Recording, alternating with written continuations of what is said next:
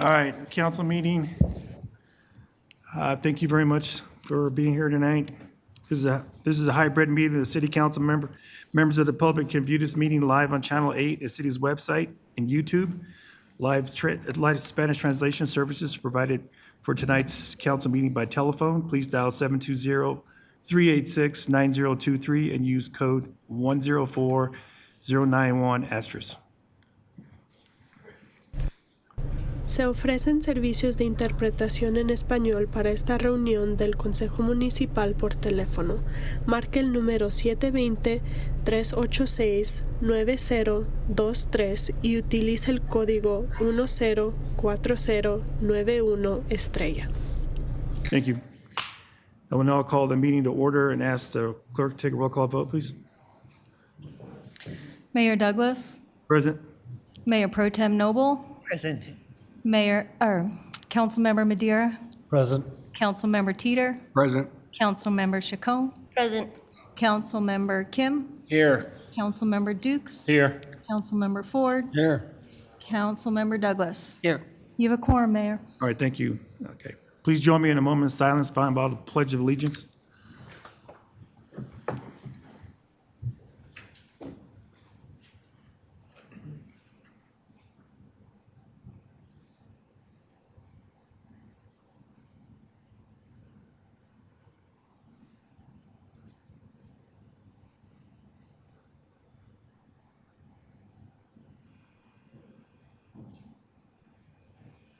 I pledge allegiance to the flag of the United States of America and to the republic for which it stands, one nation, under God, indivisible, with liberty and justice for all.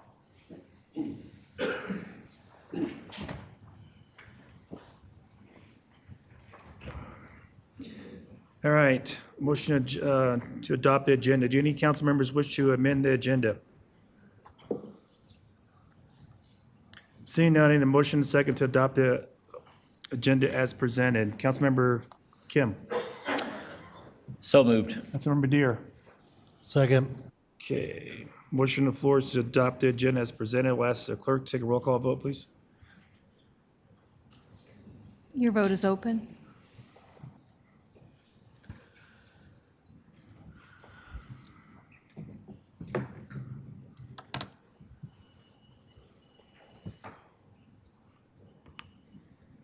Councilmember Teeter,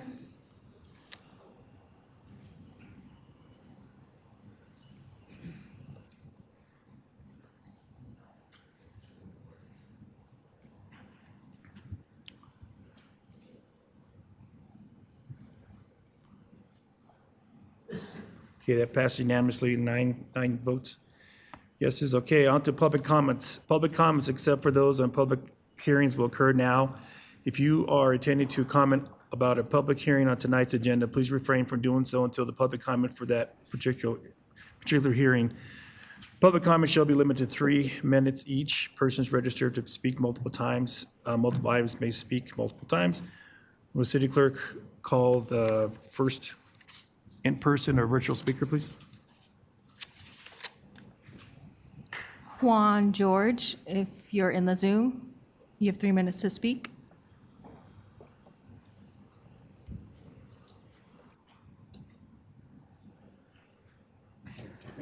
He's not here, Mayor. We can Okay. move on.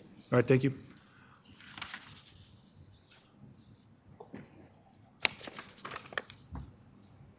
Yenis Galliano, if you're in the chambers, you have 3 minutes to speak.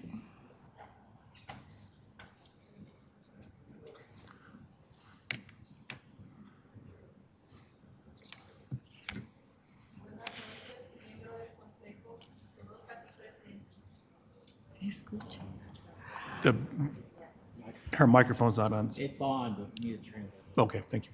Buenas noches a todos los miembros del Consejo y todos aquí presentes. Mi nombre es Jenis Galeano y soy miembro de esta comunidad y también madre. Tengo hijos en Monaco Elementary y Kearney Middle School. Y estoy aquí hoy porque quiero que nos ayuden con un proyecto de árboles para todas las escuelas. Es algo que traigo en mente más o menos como de 3 años y quiero que ustedes me apoyen y que me ayuden a conseguir fondos. Tengo entendido que ustedes lo pueden hacer, conseguir fondos, o ustedes nos pueden proveer. Gracias y espero su respuesta. Thank you. Just 1 second. Dylan, do we have a translator? Nora, are you on the line and can provide translation for us, please? Or Francisco? Is the Zoom unmuted? Dylan, we have a translator. Yes. If you want to translate. Please, if you can, I appreciate that. Thank you. I'm not sure what happened tonight. Yo le voy a traducir a usted. De nada. Buenas noches, miembro del Consejo Municipal y todos aquí presentes. Good evening, City of Council and all presents. Mi nombre es Jenis Galeano My name is Jenny Galeano. y soy miembro de esta comunidad y también madres con hijos en este distrito en la Escuela Monaco Elementary y Kearney Middle School. Okay, I'm a member of this community and my kids attend to, ¿cómo se llama? Monaco Elementary, Kearney Middle School. Monica Elementary, Kearney Middle School. Y hoy estoy aquí para que me ayuden con un proyecto de plantación de árboles para todas las escuelas. And I'm here today to ask for your help on a project that I have on planting trees for the schools. Ya que en las escuelas se necesitan muchos árboles, porque la mayoría del tiempo nuestros hijos pasan allí en la escuela y está muy caluroso. That is because our kids spend a lot of time in school and it's very hot outside and the trees would help them give shade. Y me gustaría que nos colaboren a conseguir fondos. Tengo entendido que ustedes lo pueden hacer, proveernos fondos o conseguir fondos con alguna organización. And I would like for you guys to help us with funds, or if you can guide us with another resource to get funds for these trees. Espero me colaboren con esto. Gracias. I hope that you can be able to help me with this. Thank you. I appreciate that. Could we get the information about the project and give that to our city manager, and we can get that information? Dice que se tiene la información del proyecto para que se lo puedan dar a la encargada de la ciudad. Tiene como un papel. Tendríamos que juntarnos con el distrito y sí. ¿Puede hacer eso usted? Sí. Okay. I just told her that she said that she's going to get with the other districts and try to figure something out. Okay, I really appreciate that, and we'll see what we can do as the city of Commerce City. Thank you. Thank you for coming in, letting us know. Gracias.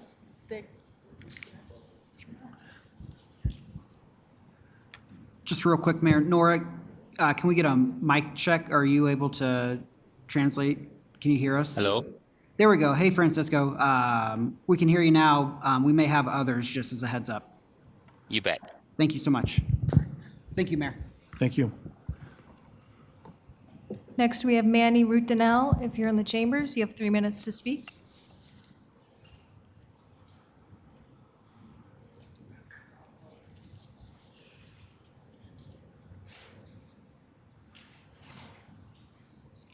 Dylan, do you want to reset that clock? Thank you.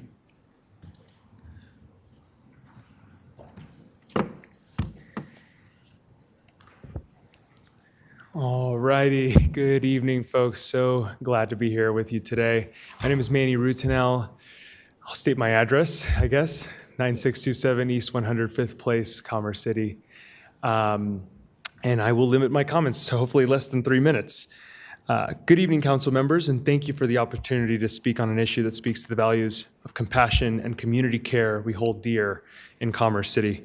I'm here tonight with our constituents and on behalf of many others unable to attend, asking that you pass this ordinance. Puppy and kitten mills are a blight on our society, a cruel industry that prioritizes profit over life. These facilities force animals to endure overcrowded cages, lack of veterinary care, and conditions so dire that the USDA has described them as persistent violators of animal welfare standards. By allowing the sale of these animals in our city, we are complicit in their suffering. Commerce City has a chance to lead by example. Across the country, more than 400 localities have already passed ordinances banning the retail sale of puppy and kitten mill animals. By joining this movement, we send a clear message that our community values humane treatment and ethical practices. This ordinance won't just protect animals, it protects our residents from heartbreak. Too many families have purchased animals from pet stores only to discover severe illnesses or genetic conditions stemming from mill practices. It's not just cruel, it's costly and emotionally devastating.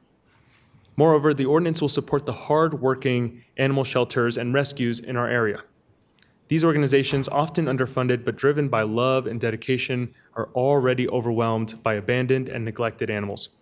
Ending the retail sale of mill animals will reduce the burden on these shelters while encouraging residents to adopt. For me, this issue is deeply personal. I've spent my career fighting for vulnerable communities, be it people, animals, or the environment. I learned from my mother and my community the importance of standing up for those without a voice. I know each of you and know that you have a strong dedication to these efforts. Tonight, I ask you to continue your work along the same lines and fight for this vulnerable group. Council members, this ordinance is about Commerce City declaring that we stand for integrity, compassion, and justice. Let's join cities across the nation in leading with our values. Thank you. Thank you. Appreciate that.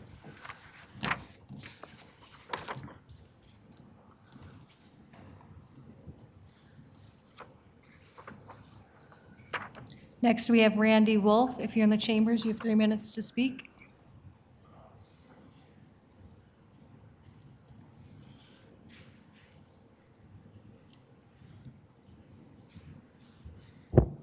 Randy Wolf, 6022 Grape Drive. All you've seen this face before, so you pretty well understand why I'm here again. There's been a box van on 62nd Avenue on the north side of King Soopers. I showed, he's going to get a picture, and that gentleman over there is there. It's been there for 6 weeks now with a car which I would assume is reasonably abandoned because this last snowstorm went by, the windows were halfway down and it was snowed in it. And it's been 6 weeks. By the picture, they have stuff on the sidewalk. And I haven't seen anybody present around it coming and going that often. But the point is, it's still parked in the same place 6 weeks. Box truck. Now, about an 18-footer. So that needs to be addressed. Plus, there's also, we're getting a numerous motor homes being parked on our streets. There's 3 east of Fairfax on 69th, which are pretty much junkers. There's also one on Holly Street, right next to the Holly Apartments. That's on just south of 60th. And behind it is a red Dodge truck that's pretty well beat to hell. And it's got pulling a trailer that's got canvas, what over covering what, and another vehicle that is a junker in front of it. That's been there about a month. Across the street from that at Pioneer Park, where the baseball diamonds are and stuff, there's two there, but those are in fairly nice condition. I haven't seen anybody around them, but I don't go around snooping every day of the week to watch. And this is just, this is getting ridiculous. Also, plus I spoke with Christy, if you really want to see a real good one, go down Holly Street to where 56 intersects. And behind there, where the trees have grown behind the curb and the fence line, they've barricaded themselves in there with numerous branches and cardboard boxes and whatever else they can find. I don't know how many's there because that's a pretty busy intersection. Can't stop and watch them. But I'm sure there's more than one there for the amount of garbage and junk that's piled up there. I was told I need to keep calling in on it. I hate to keep burdening our city police department running here and running there and everything else. They've got a tough enough job the way it is. You people, city council needs to toughen up something to get rid of them. Give the police some kind of tool to go, all right, you need to go. But I've noticed since Douglas County has done their no camping ban, things are moving this way. And Denver's trying to get rid of them also. Our illustrious Mr. Johnston there, yes, his promises of a lot of things are just like all political promises. Yeah. Okay. So this is pretty much, okay, I know. All right, so that's pretty much the way I got to say about it. I know you guys are going, I don't know where you're waiting for affordable housing or what the problem is, but we need to get something done or it's just going to keep compounding itself. And that's just in my area. I don't know what else is, I don't cruise the lower end of Commerce City and Old Town to see what all's there. So you people need to take kind of a little trip and take a look for yourselves. Thank you, Mr. Wolf, for bringing that to our Okay. attention. Yes. And City Manager Rogers, could you explain the process of this type of situation, how this is handled?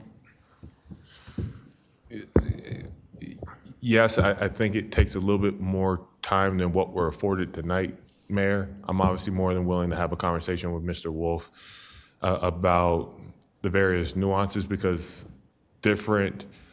I'll call it different scenarios have different outcomes as it relates to our enforcement.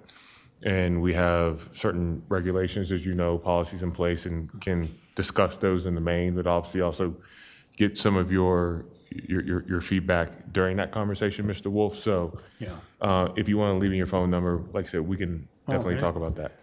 Yeah, I'm a resident of 45 years on Grape Drive. So it isn't like I just blew into town and, I'm trying to get rid of it. I consider it my city, the Old Town. I've lived there that long. I think I'm a pretty well-established resident at 45 years in the same place. So, it really bothers me to see my city going to hell because of these people. I know it's tough and everything else, but something has got to be done to get them to move on somewhere, somehow. And don't get started on Veterans Park, the South Pavilion. They've barricaded themselves in there. That whole southern pavilion, the Yes. covered area, nothing but homeless in there. Nothing but homeless. Well, I appreciate that, and we'll, Okay. Please do something about it, please. I hate calling the police constantly. I don't want to make a nuisance of myself, but if I got to be a burr under somebody's saddle up here, I am willing to do it. all right. I'll be in contact with you. Thank you, Mr. Wolf. Appreciate Okay, that. thank you. Keith Rogers, if you're in the chambers, you have 3 minutes to speak.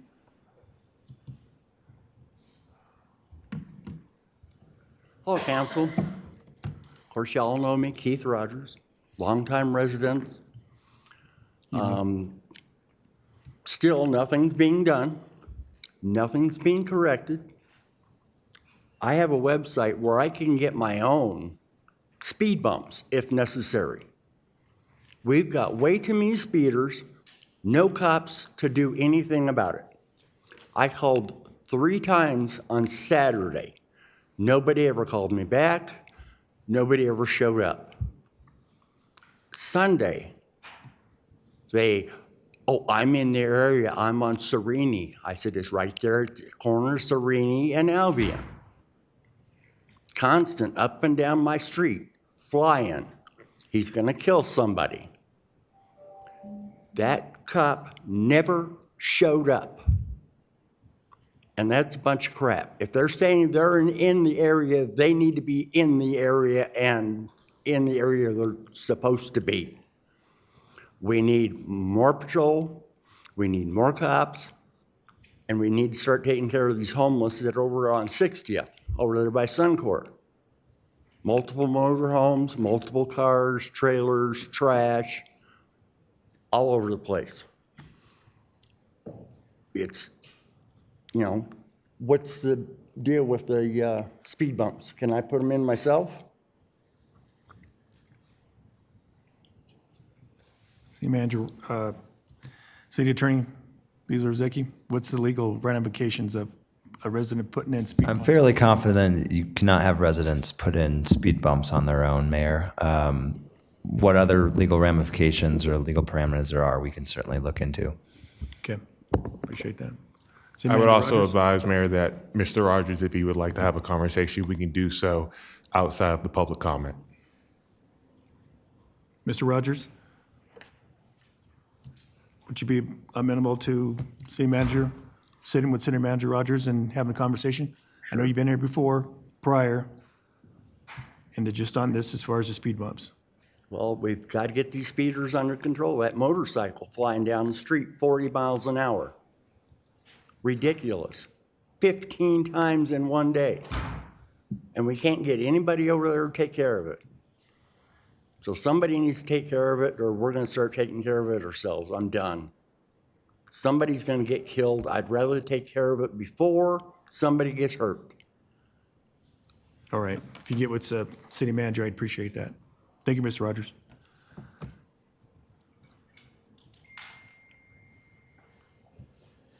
Mary Conroy, if you're in the chambers, you'll have 3 minutes to speak.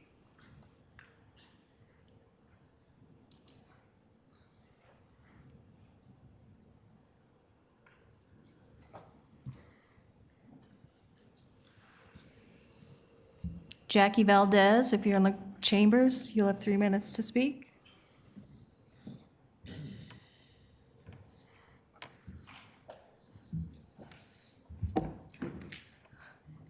Good Good evening, evening. everyone. I think you've heard most of what I was going to say coming up here, except for the fact that I'd like to know how many of the councilmen, including city management, lives here on the south side of Commerce City? 1? 2? Okay. The rest of you live up north. The rest of you do not deal with what we're dealing with. I know for a fact that there's not the kind of homeless up north that there is down here. And I called Friday complaining about all of the people that are there in front of the rec center with their carts.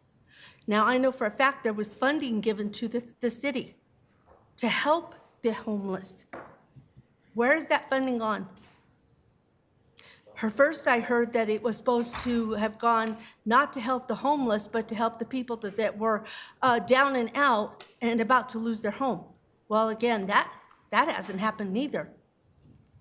But what I can tell you is this is my city. I have been here for 55 years, and I am fed up to here with the stuff that's going on, and nothing's being done. So you all need to get off your high horse and start making it happen. Otherwise, we can move everybody down north. Hey, north has really got it great down there. How would you all like to live daily, on a daily basis with this? Worried about your home being broken into, your yard being broken into, worried about the ground because they soil the ground with their bodily fluids. They leave trash, nastiness stuff everywhere, and then we've got to fight with the city and the police department to get it cleaned up, and then they move away for a week or so, and then they're right back there again. The same with the traffic. We've begged and begged and begged and begged and begged. Oh, they put a sign up there. Trust me. But nobody follows the rules. I've seen 2 officers in the time that they put that sign up there, ticketed twice, and haven't seen anybody since. People over there on Colorado Boulevard in 68, somebody's gonna get killed. Saturday night, as one of the dancers was leaving the Grange Hall, he starts to turn right, and this little sports red car comes flying through. If the man hadn't slammed on his brakes when he did, he wouldn't be here. So it's time that you all get off your high horse and start doing something about it. That's what you're supposed to do. That's your job. And it's about time it happens. I am fed up with this. Every time I come here, we make complaints and nothing is getting done. But now to see how nasty the homeless is and nothing's getting done, yes, they're people. Yes, they have rights, but so do we. And this is our community. You all are living up north and you're living great. You're living peaceful up there. We're not living peaceful down here. So trust me, y'all need to really think about this and get on it because I'm fed up. We don't want to go to the news. We don't want to take matters into our own hands. But we're being forced to do this. We have a council member that doesn't care. He doesn't do anything for us. And he sees every day what's happening. So who's going to step up? I've made complaints to the mayor. He knows it. But I shouldn't have to call and make complaints to my mayor. This stuff needs to get handled now before somebody gets killed, somebody seriously gets hurt. And we should not have to live like pigs. Thank you, Ms. Valdez. I understand your concern, and we do have programs in place starting, would be in January, to help with that process with the homeless. So thank you for your patience. And But the thing is, Mayor, is we've been hearing that. We've been hearing that, and we've not seen anything. But to see I appreciate that. it's horrible.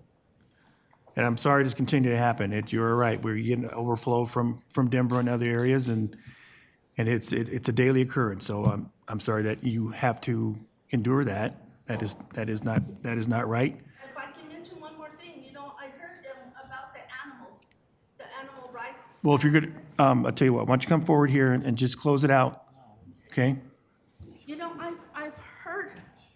I've heard about the animal rights activist, and I truly believe in that because my daughter ended up buying a dog that we lost recently, and she ended up being from a puppy mill, and we didn't even know it. But you see all this homeless, they can't even take care of themselves, and they've got animals in the bitter, flippin' cold and the heat, and they're allowed to have those animals.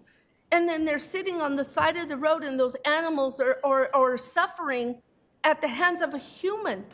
Yes, but that's a person's right to have an animal. So Yeah, but I we've got to appreciate that. So stop this, Mayor. we're gonna have that incident up next, a couple more down on the agenda to address that. So thank you very much for Thank you. also adding to your Thank you. testimony. Thank you. Come on, Mr. Kim. That's all we have for All public right, comment. thank you. All right, appreciate that.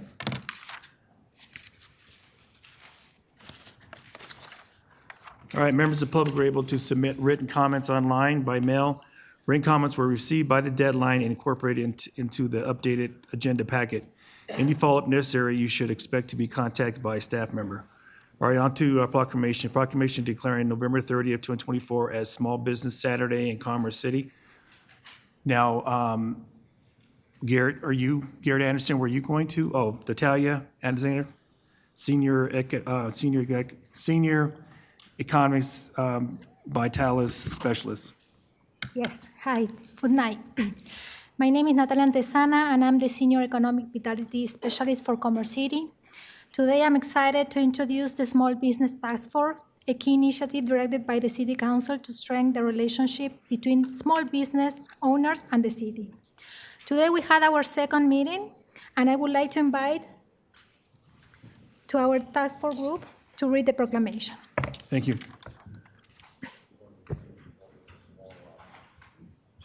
Okay, I will start. Whereas the City of Commerce City, Colorado celebrate our small business and the contribution they make to our local economy and community, and whereas according to the United States Small Business Administration, there are 34.7 million small businesses in the United States. Small businesses represent 99.7% of firms with paid employees. Small businesses are responsible for, small businesses are responsible for 61.1% of net new jobs created since 1995. And small businesses employ 45.9% of the employees in the private sector in the United States. And whereas 68 cents of every dollar spent at a small business in the U.S. stays in the local community, and every dollar spent at small businesses creates an additional 48 cents in local business activity as a result of employees and local businesses purchasing local goods and service. And whereas 59% of U.S. consumers aware of Small Business Saturday shopped or 8, at a small independently owned retailer or restaurant on Small Business Saturday, 2023. And Whereas Commerce City, Colorado supports our local business and that creates jobs, boosts our local economy, and preserves our communities, and Whereas the advocacy groups, as well as the public and private organizations across the country, have endorsed Saturday after Thanksgiving as the Small Business Saturday, now therefore let it be resolved that the City Council of Commerce City, Colorado hereby proclaims November 30th, 2024 as Small Business Saturday and urges the residents of our community and the communities across the our country to support small businesses and merchants of Small Business Saturday, celebrating its 15th year in 2024, and shop small throughout the year. City of Commerce City, Colorado. Thank you, everybody, for taking your turn and actually reading the proclamation. That is great to hear, especially the businesses, the restaurants, for our community to hear you speak. I appreciate that. I need a motion and a second to approve the proclamation. Councilmember Kim. So moved. Councilmember Dukes. Second. Okay, any discussion? Councilmember Kim. I just want to say thank you guys for being up here today. Really appreciate it all together. I have not forgotten about Mariscos Sinaloa. I do need to get out there. I promise you I will. I promise you. I really appreciate it as someone who loves going around to various businesses within Commerce City, especially the small ones, to help do my best to advertise it as much as possible. Yeah, I think small businesses are obviously the backbone of this community altogether, so thank you again. Councilmember Dukes. Thank you. I just want to thank you for your time. It was one of the first motions I was able to put together and supported by the council. They have this task force. It's great to see everyone in person. As you know, the small businesses in Commerce City makes up around 40% of our budget. And so I really look forward to hearing your recommendations and really helping us continue to kickstart what small businesses need to do across our city and how we as council can really create policies that accelerate opportunities for entrepreneurship in Commerce City. And so thank you for your time, and I'm excited to shop with our small business Saturdays. So thank you. Councilmember Douglas. I just also wanted to thank all of you for coming out and representing tonight. And I also want to thank you for choosing Commerce City to build your business in and contributing to the community in this capacity. I have had a couple of small businesses over the course of my career, and I know how much work you have to put into having a business. Everybody thinks that being a business owner is a piece of cake, and it's not. You have to work really hard, and it's a 24/7 job. It's not like you go home and don't take it with you. It's always there. So just appreciate everything that you do for the community, and thank you for choosing Commerce City to run your business in. Mayor Pro Tem Noble. Thank you all very much. And I would really love it if we could have each of you do almost a roll call at the microphone, your name and your business and your product. I'd love to know who you are and where we should find you. Yes, I'm James Rowe, and I'm with Focal Point Business Coaching. My franchise is Focal Point 303. You can find me at focalpoint303.com. Thank you. Arlene Castro, broker owner of IGO Realty in Commerce City, a longtime resident as well. Thank you. Hello, my name is Liliana Soto, and I'm the owner of Las Dos Americas Tortilleria. Been established here since 24 years ago, and love it here and continue to strive to be here. And longtime resident too. Thank you. I'm Spencer Kelt, future business owner of Vin 39 Wine Bar. Coming soon. Stay tuned. Hello, my name is Nathaniel Archuleta. I own Nate's Toy Emporium. I sell sports cards on TikTok, Facebook, and whatnot. And I provide sports memorabilia. Thank you. Thank you.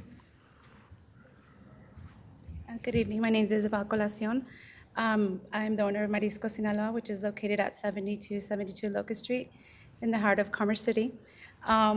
We've been in business for about a year and a half and want to keep my business here in Commerce City, and happy to be here. Thank you. Thank you. Thank you all. Thank you, Mayor Pro Tem. Yes, I appreciate the fact that we had our talk around town at restaurants throughout the city. It really showcased and highlighted the restaurants and what you feature as on your menus. To bring people in, we had people come from all over the city to actually take part of that. It wasn't just for a certain area, but everybody was invited. It was nice to see people come down and actually try and sample of food that you guys had on your menu. So with that, I need a motion. Okay, the motion on the floor is to approve the proclamation. So I need a roll call vote from the clerk, and then we're going to come up front. You guys come up front, we'll take a picture.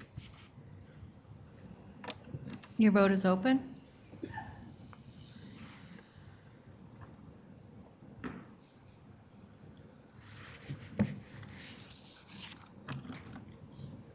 Okay, that passed unanimously, 9-0.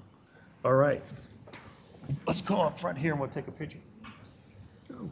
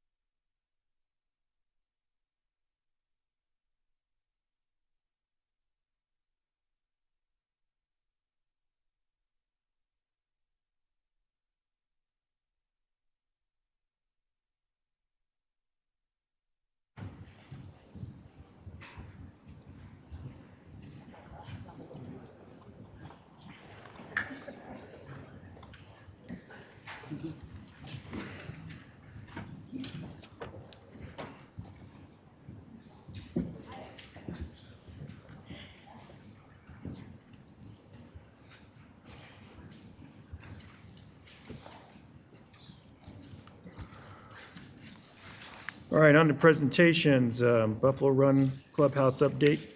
Invite Chad Redden, Director of Parks, Recreation, and Golf, to make the presentation.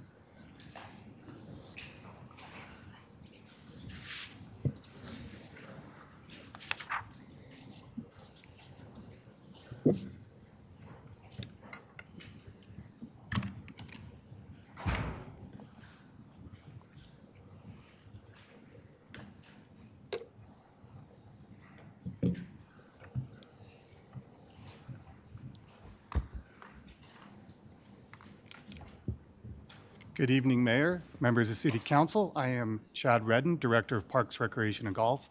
I am here tonight to, can you not hear? Is that better? I'll lean in. Thank you. I am Chad Redden, Director of Parks, Recreation, and Golf, here to give a presentation tonight on the update for the Buffalo Run Clubhouse. Again, the purpose of this update and presentation is to give council 4 options and a cost estimate for the clubhouse.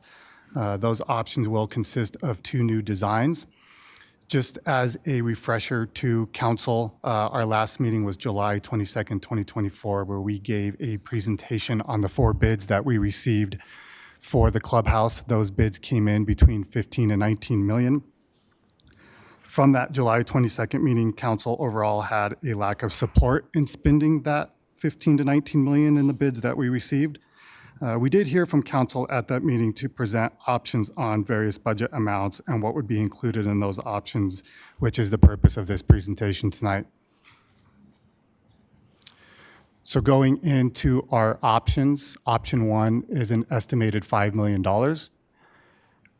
This option would be the bare minimum that we would see in clubhouse updates. It would basically be a refresher to the clubhouse, things such as exterior and interior paint, masonry repair, roof replacement, and you can see the other list of items that we would do to the clubhouse update in option 1. Again, this would be a minimum refresher that we would be looking at with option 1. Option 2 is an estimated $11 million. That includes everything that is in option 1. And then this would also include a kitchen expansion, which was something that council had requested to see as an option in these 4 options. You can see from a schematic design here, and I know it can be a little difficult to see, this is basically just showing what it would look like with the kitchen expansion and the original dining room, and then the lobby coming in. You can see a tiled floor there, but this would just have, again, everything in option 1, and then an expansion of the kitchen. Option 3 would be an estimated $13 million. Again, that will include everything in option 1 and option 2. In addition to that, it would include a new conference banquet area and a bar expansion in the clubhouse itself. So you can see from this schematic design, you can see again that expansion of the kitchen area. On the top part of the diagram, you can see a new expanded banquet room, which can also be used as a dining space. It is more of a versatile area that we can use. And then on the left-hand side in the current dining areas where we would expand with a new bar and would have the ability to have seats at that bar as well. And option 4 would just be to vacate the project entirely if council so chooses to choose that option. So in our outcome and discussion from council, what we're looking for from this presentation, staff is looking for council to come to a consensus on the options presented and a budget amount to build the project. From the option chosen, we are also asking council for priority, of construction items, a top 3, if you will, in case as we get into the project, there's anything that needs to be optimized from construction. This certainly will give staff the ability to execute the project in a timely manner so that we don't have to come back for clarification. We can just hit the ground running, so to speak, with the project. And with that, I will open it up for discussion to council. Any council members have discussion? Mayor Pro Tem Noble? Thank you for the presentation and for the options. Could we look at option 2 for a minute? The schematic design. Yes, ma'am. There you go. Thank you.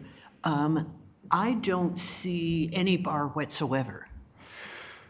So you're correct. Remember, this is just a schematic design. There would be a bar in this one. It would be very similar to the current bar that's in the clubhouse right now, just a very small kind of service bar, nothing that you would sit at. It would be redesigned because where the current one is would become kitchen space, but it would be over in that sort of area where the new expanded kitchen is. Okay, and as I look at it, the where it says dish pit, wall station, comp sink, etc., that's all kitchen, correct? Correct, yes. Okay, and how does that differ from 3?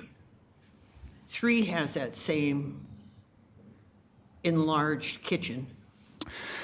You are correct. So the kitchen expansion in schematic 3 is exactly the same as 2.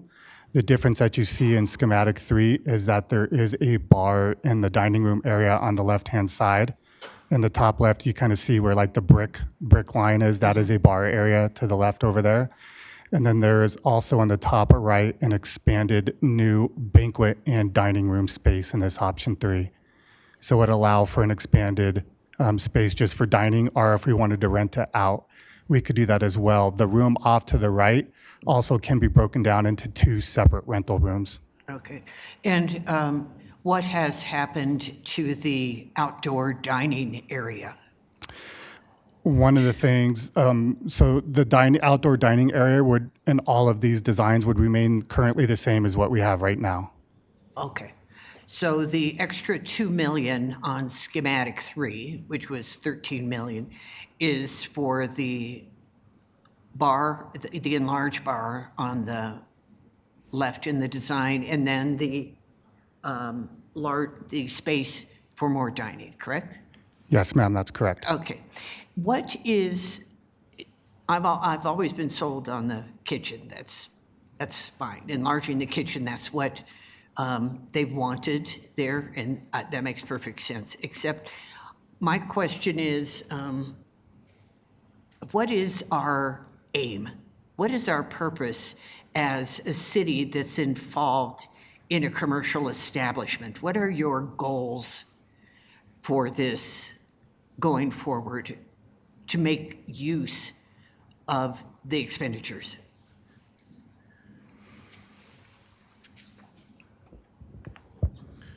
Thank you for that, Mayor Pro Tem. I'm just going to ask, just to make sure I don't miss any pieces on this. Can you say that one more time, your question? Yes, I'm looking for the purposes, the goals of this the expanded bar, the expanded eating areas, and so forth, for the $13 million design in particular, but also the $11 million design. What are we trying to do as a municipality in the commercial arena? Thank you, ma'am. I appreciate that question. I don't look at it as trying to have a representation within the commercial arena. I think it's trying to respond to the feedback that we've heard from community members over the years that this facility has been in operation since, about some of their needs, some of the things that they would like to be able to experience in this space, as it pertains to the expanded seating, dining. I think from a kitchen perspective, as we've continued to grow as an organization, as we continue to grow as a city, the facility in response has not grown, but the need for what has been asked of this facility to provide to the community as far as menu, as far as usage, has had to do so, but we've not made the accommodating space to, for instance, being able to have 2 cooks, to be in that space at one time to efficiently and effectively operate. Yeah. So I don't think we're trying to supplement or supplant a sit-down restaurant in a commercial sense. I think it's trying to respond to the changing and ever-evolving environment in which we have found ourselves as a component to the golf course, and what the community has seen and wanted to grow, or has seen and wanted us to do. The clock's for me, you don't have to stop. Well then. But I will, no, that's all right, I will come back for other questions. If you had more to say, you're welcome to say it. I think I'm good to go for right now, ma'am. Thank you. All right. Any other council members have questions? Councilmember Dare? What was the cost on the original proposal that we had, what was it, like 2 years ago now? Can you clarify for me what you mean by original proposal? Well, the one that had the rooftop and, we had quite a bit more, it seemed like, in that schematic than what we're seeing here. Sure, thank you for that. So the first proposal that we had the rooftop patio expansion, that had the expansion and refresh of the maintenance building, and then also a new tournament pavilion. I'm going to have to recall here a little bit, but I believe that project was somewhere around $17 million. And then from there is when council asked for the additional bids that we received back, and that was between the $15 and $19 million. So if I may, I think to what Chad is, going back to the original discussion that originated out of the retreat on this matter, we had an initial cost proposal of $8 million. But over discussion between a formal appropriation of that $8 million, there were the inclusion of the rooftop bar, an elevator, thinking about, I would call a reimagining of the outdoor patio space, that eventually you all had two ordinances in front of you, one for 10 million, one for 12 million. The 12 million was to take into account the rooftop patio, and the 10 million was no rooftop patio. You ultimately then approved an actual ordinance up to 13.5 million based on rough estimates of the contractor vendor that we were working with at the time, or designer that we were working with at the time, for additional 1.5 million for having an elevator being installed as part of that facility, right? Not everybody wanting to hike up steps to try to get there. So when we came out of this in 2022, around the April-May timeframe, we had 13.5 all in at that for the overall concept. Since that 2 years, right, we've seen growth in inflation, growth in labor costs, materials, to which we went from 13.5, and having refined the schedule, we had, rightly or wrongfully, gone back based on additional feedback from council during a September meeting, once again, rightfully or wrongfully, that created additional time, and we all know time, money, value.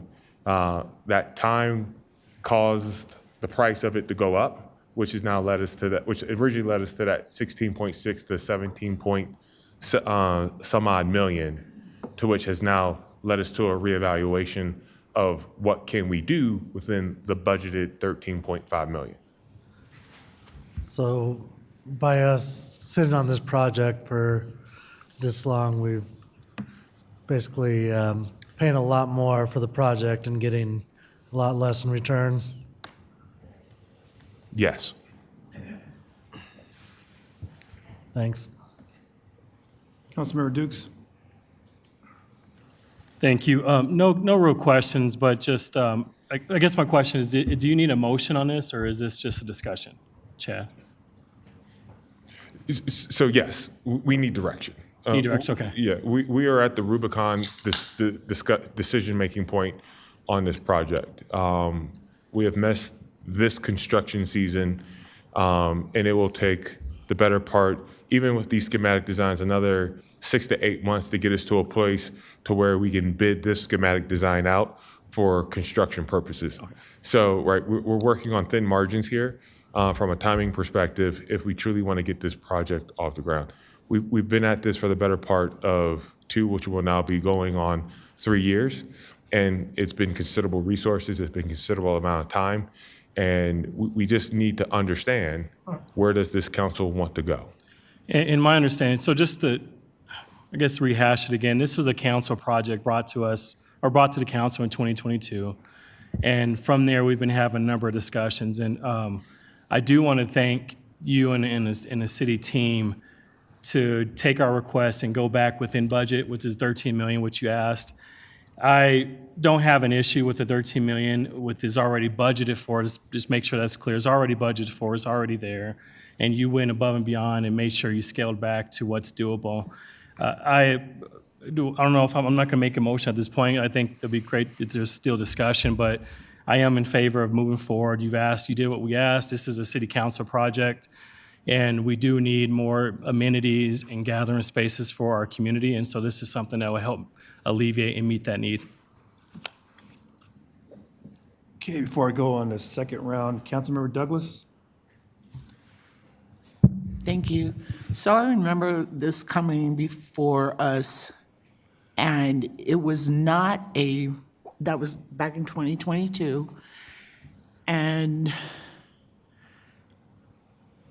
I remember that it was something that Parks and Rec brought before us as a project that they wanted to do, not a council request that you come up with something. So it was not on our radar. I remember when it was presented, it was like, wow, you had all these plans all made out, and I kind of felt like it was assumed that we were going to go along with it, because you had worked on it, y'all, and there are people who are not here anymore since that time. I've also always known that what we've needed the most at this site is a kitchen expansion.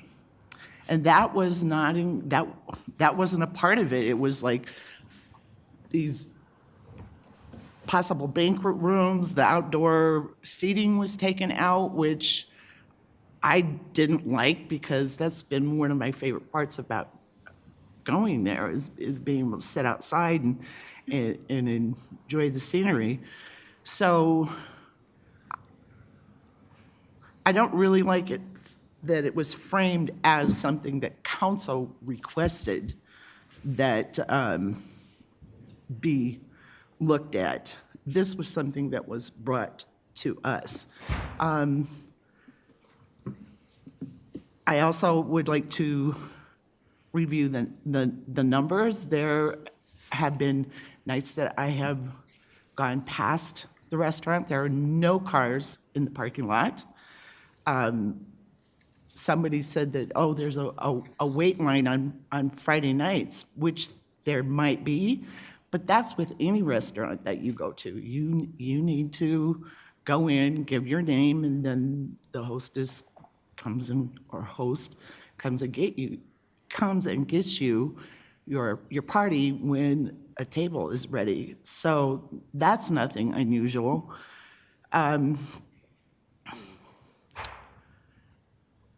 So my feeling is I wish that it would have been framed that this was something that was brought to us by Parks and Rec, and not that this is something that council sought out.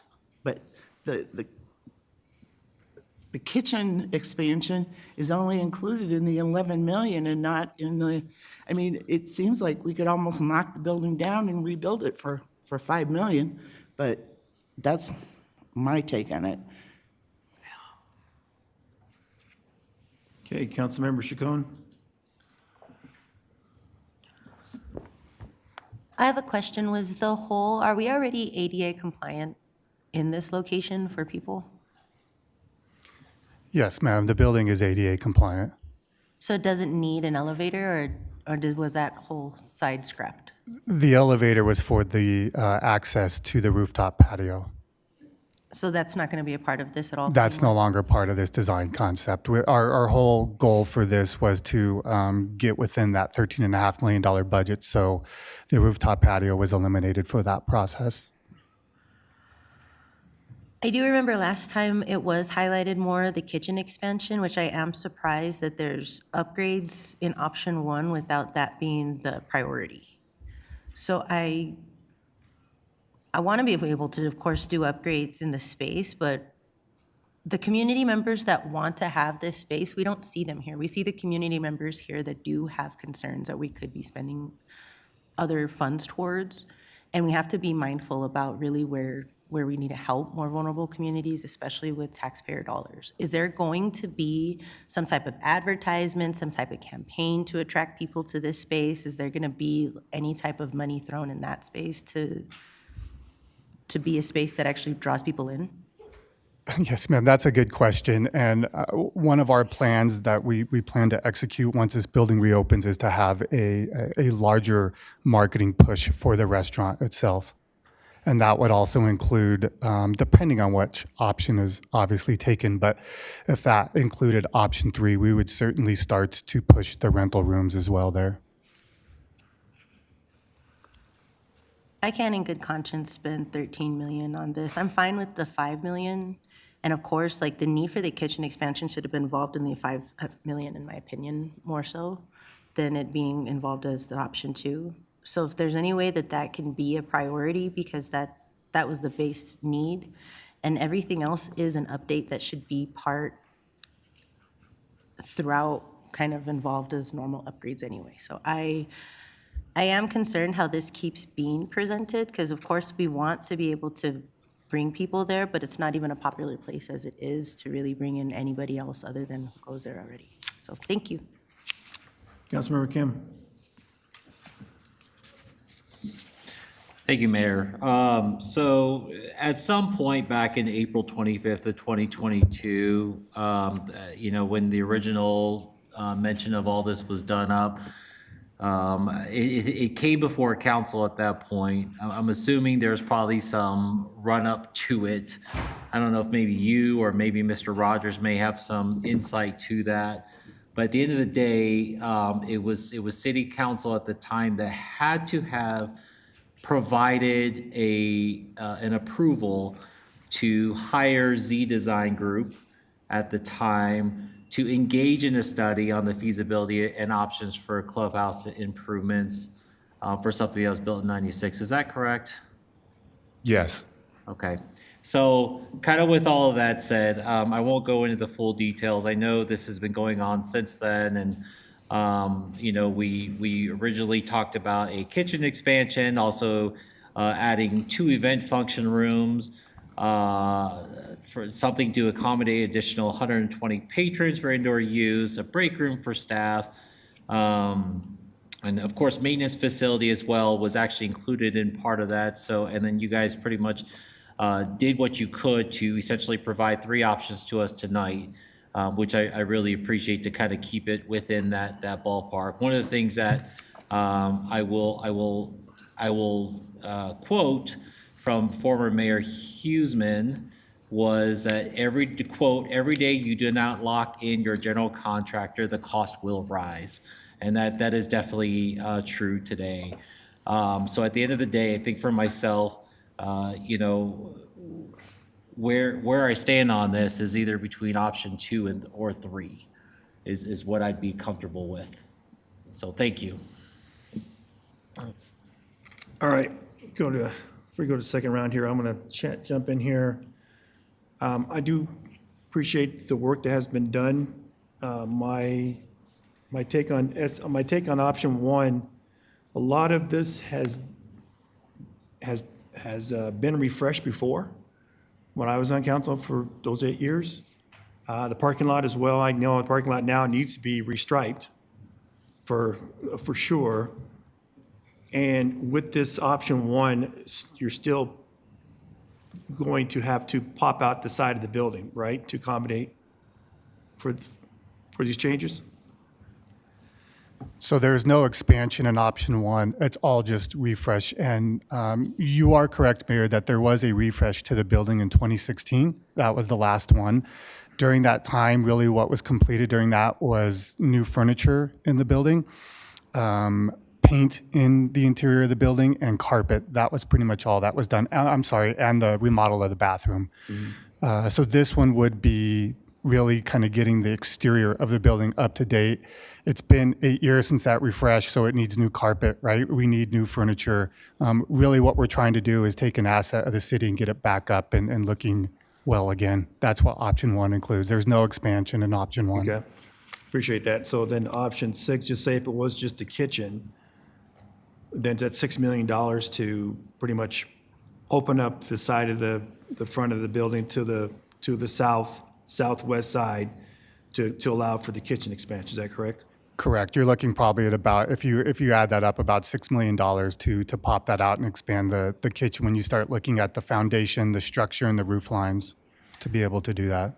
And is that only because we are trying to keep the same design as far as the architect look we have, so the other half would just float with it? No. If I'm understanding you correctly, no. Everything that we've done prior, this would be a totally new design, just because the difference in the design scope is so far from removed from what we had before. We're basically going to have to do a whole new foundation and girders and structure system onto the building. Okay. All right. Yeah, I mean, it would be nice if we had line items on this so we could choose, because to me, from, like I said, there was things that were done, extensive work done to move the bathrooms from the middle to the front, adding that private dining area. So I would not be for option 2, 3, or 1 or 2 or 3. I would pretty much be for the option of expanding the kitchen, because that's what's needed. That's truly what needed, because we're not doing anything outside, we're not doing anything with the pavilion. And so I would not be comfortable spending $11 million. I would rather update the kitchen and then see what it's like as far as putting our RP out there to refresh cans, because we have a lot of contractors that work and live in Commerce City that could actually give us a good bid. So I know this is a guesstimate, and it's not, what it would be. I'm sure probably less, but just to give work to those who are in that business, who live in the city and have construction companies. And I appreciate that, and that comment. If you're looking at just expanding the kitchen at $6 million, I would just say from an asset standpoint, certainly I believe, the exterior of the building needs some work. And I just want to note that to council, that at some point, PRG would probably be coming back and asking for those funds at some point in future years, because that building is in need of some repair. So just food for thought on that. Okay, thank you. Councilmember Teeter, before I go to second round. Yeah, that building's, 26 years old, I believe. But anyway, last time I was out there, they had a 5-gallon bucket laying about 5 feet from the bar, catching all the water that was running in from the roof. I think Councilmember Madura took pictures of it at the time. But we need some work out there. And the original plans we had, we made the kitchen too small, plain and simple. It's just a bad design. Need to expand it. But I can go for option 2. That's as high as I could go. All right, Mayor Pro Tem Noble. Thank you very much, Mayor. Just for clarification, I was here throughout it all because I've been on city council for a while. And it was brought before us in 2022. And the changes, the upgrades that were requested by some council members occurred in September of 2022. We got the costs of those upgrades in 2024, 18 months later. So it took some time before it came back to us, and we realized that the things that had been asked for that would make a roof deck usable added on considerably. So I don't want anybody to be under the impression that we were necessarily dragging our feet or anyone was dragging their feet, but for some reason it took 18 months to get the revised numbers back. Those revised numbers did spook a lot of us with good reason, because that was far more than we had originally identified that we were willing to go with. And I still have reservations about the project because of the high cost per square foot. And no matter how many different ways I Google it, and no matter how many different developers I've reached out to, I haven't gotten a straight answer yet from anyone other than it seems exceedingly high. So I think it's about $1,500 a square foot. I would like to see, at a minimum, that the furnishings definitely are not quite so old-fashioned. It would be nice, if we're going to do it, that we think about it in terms of commercial viability, because the residents of Commerce City have been asking for places to go to, so why shouldn't this be something on a list that when people say, where should we go for dinner or for drinks, you say, go to Bison Grill. That would make perfect sense to me. I have sort of voted very conservatively on this previously, and yet I had second thoughts, because sometimes expenditures by a municipality have to be weighed against the value to the community. And I think that this would be of value to the community to have a space that people want to go to and that does attract business. I think it should be competitive. I don't think it should just be for the golfers who show up. to play 9 or 18 holes or for the tournaments. I wish that you all had a better plan that you could provide to me, that you were saying, we're going to attract this many more tournaments because we're going to have this much more space and we're going to be able to do this. But I haven't heard that part of the equation. I can go with 2 or 3, but if you come back for more money, I hope that you come back with a plan as to how you are literally going to use this facility so it makes money rather than loses money. Thank you. Okay, I'm on second round. Councilmember Dara? Yeah, it's tough. I mean, it's a little bit disappointing, you know, that our inaction, you know, just I think we quoted the prior mayor, and you know, spot on, right?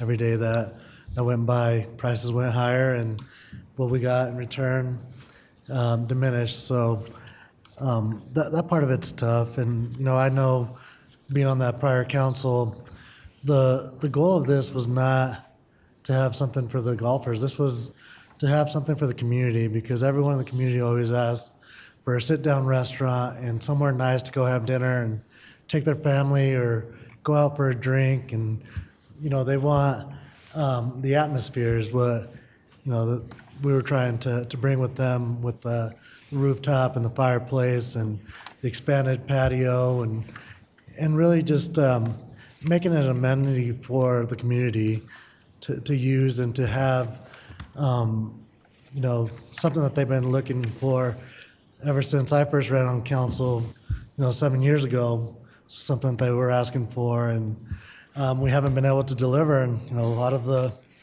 reason is, you know, our inaction in this space where we could have been the proof of concept and, you know, really build something that we could be proud of in the community.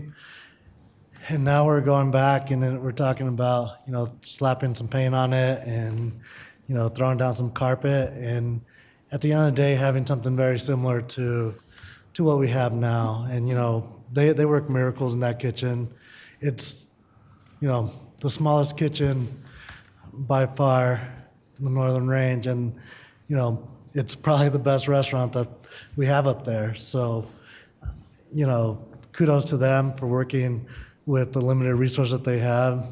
So, you know, at the very minimum, we need to expand the kitchen, but at the end of the day, it's, you know, like maintaining your home, right? You need to paint it, you need to take care of your roof and your carpet, and every once in a while you gotta remodel the bathroom. And, you know, it's not so much to spruce it up, but to maintain it so it keeps lasting, you know, for years down the road. Because if you don't do that, then you're gonna have 5-gallon buckets on the bar collecting water from the rainstorm. And you know, we really need to take care of that. So, yeah, I can get on board with 3, but it's a little bit begrudgingly, and you know, it's just sad to see this vision that we had as a council for something that we could really be proud of. You know, like Bison Ridge up north, and you know, just seeing it kind of diminish slowly over time as we, you know, get sticker shock and kind of, you know, just fail to act. City Manager Rogers? Thank you, Mayor. I do want to bring to people's attention that this all started with the strategic master plan for the Buffalo Run Golf Course and Bison Ridge expansion. So that's always what's been the precipice of what's led us down this path. Even once again, like I said, coming out of the retreat, which there was a request for us to bring information at a follow-on meeting with numbers that ultimately ended in the adoption of a budget in April of 2022. So I just want to make sure that we have the facts on the record. At the same time, the discussion that is occurring right now, Mayor, is not helpful to staff. The reason being, we're going back between option 2 and option 3. that is setting my staff and myself up for failure. When we do bring something back in which, from the bidding process, obviously, since you all are not a part of the procurement aspect of it, you are a part of the process in which you are approving or authorizing the award of a contract over $250,000.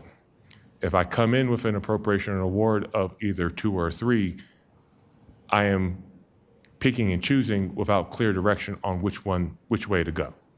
So I think I need more clear direction as, is it option 2 or is it option 3 from, I would say, a consensus of the body? Because right now, I don't have that clear direction as I am taking the feedback from the body as it stands. Okay. Is this something that needs to go to a study session then? Since we can't do construction beginning of the year and all that, and just to your point? So I think the body could make a motion directing staff to move forward with option 1, 2, 3, or 4. That would be the formalization process. Sure. Okay, Councilmember Dukes. Thank you, Mayor. Thank you again, the city team, for taking our copious amount of notes since 2022. Approvals for contracts for architectural approvals up to $250,000. Numerous discussions in executive session and out of executive session around this topic. Walkthroughs at the Buffalo Run Golf Course, and you know, when I walked through it, I just saw just an area that we ultimately always highlight the great food, we highlight the staff, but we don't walk through the area, and it's not a place that we can continue to highlight and not invest into. We have a great golf course that so many people come to support. So with that in mind, you know, again, the number of conversations we had, the data you've sent to us via email, the conversations that we've had, the request to go back to 13 million based on all the data, emails, conversations. I would like to make a formal motion to approve option 3 at 13 million because it's already in our budget, and approve the staff to move forward with option 3 for $13 million for this Buffalo Run Golf Course. Mayor Pro Tem Noble. I'll second that. Any discussion? Mayor Pro Tem Noble. Thank you very much. I am seconding this motion and will vote for it, but I really I'd like to make an amendment to the motion, if I may, Councilmember Dukes, for staff to bring us a plan for use of this facility over the next 3 years, once it's completed. Okay, Councilmember Dukes. Yeah, does that work for city manager and team? Because I imagine this is a part of the comprehensive plans, economic development plan. Like, that doesn't seem like that would be a big of a, and even a wayfinder signs, that sounds appropriate. Yeah, I think it does. I just want to make sure that myself and my team are clear on the intent of the friendly amendment by the Mayor Pro Tem. Are you looking at this as a plan from a marketing branding, but also a revenue generator? I'm looking at it from every aspect that you would be looking at it if we are funding a project for $13 million that is going to have the opportunity for events, for dining, for alcohol, for tournaments, for et cetera. What is the plan for this facility going forward? That's what I would like to be able to see from the staff by the end of first quarter 2025. It seems like it would be something you'd have in hand, but I'll give you a full quarter. I think we'll need just a little bit more time on that, ma'am. I'm looking to Chad. I think, one, your request is not out of line. I think that is something that we can accomplish. I would not want to rush that and or be short-sighted in our own evaluation and the breadth of what we think we can accomplish and would like to accomplish as to the various points that you raised. So I would feel more confident at the beginning or the middle of Q2 to be able to bring that to you, ma'am. That's it. The middle is too long. We need something before that, please. It's something that it seems to me that you would have in hand anyway, because you're asking us, I just seconded a motion for $13 million to do something that would enlarge the space and a larger kitchen and so forth. We're doing that because we need blank. The city needs this accomplished because. So I would ask, what would council like for PRG staff to then lessen in priority? Because once again, I am relying on the same staff to conduct that work that you're asking for to do this same work. And we have already identified a number of different priorities that you have tasked us with. So I would ask, what should we pull off to accomplish that by the end of Q1? Are you suggesting that this isn't something that the PRG staff has thought about yet? We have a plan that we had an initial study that was done when this conversation was first broached in 2022. That was, quite honestly, and correct me if I'm wrong here, Chad, that was a 6-month effort. Can I jump in really quick, Mayor Pro Tem? I like the idea of the friendly amendment. I wonder if we can do Q2, maybe not the end of mid Q2, but a compromise of saying Q2, bring together this, it's probably a Parks and Rec plan, it's part of golf and course plan already. If you can share the intent so that we can begin to move this forward. If I may, even if we can have until April, it's not so much that we, Mayor Pro Tem Noble, that we don't have some of that information already together. Some of that information was on the prior building, so we need to change some of our thought process of what option was going to be picked tonight. And beyond that, certainly not making any excuses. We're coming into the holiday season where I have a lot of staff that's taking some time to be with family, which certainly comes into play in trying to get this information ready for council. We want to make sure that we're providing information that's complete and not coming to council with incomplete information. So would Q2 work? April? April Works for me. Work, okay. Thank you.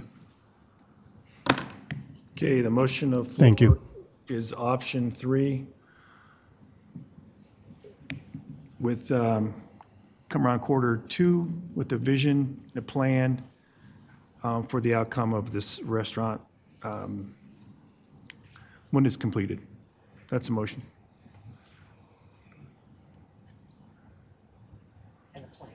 In a plan, sorry. Your vote is open.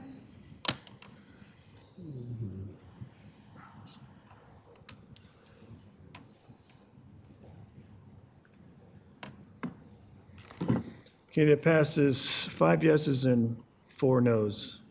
All right. Thank you all. Thank you. Okay, on the consent agenda. Consent agenda includes items that are routine, procedural, procedural, informational, non-explanatory, and non-controversial. These items are presented to council with a single motion and vote. Any council members may be asked to remove a specific item off the consent agenda for further discussion and separate vote. Tonight, there are 4 items of consent agenda. Do any council members wish to remove any items?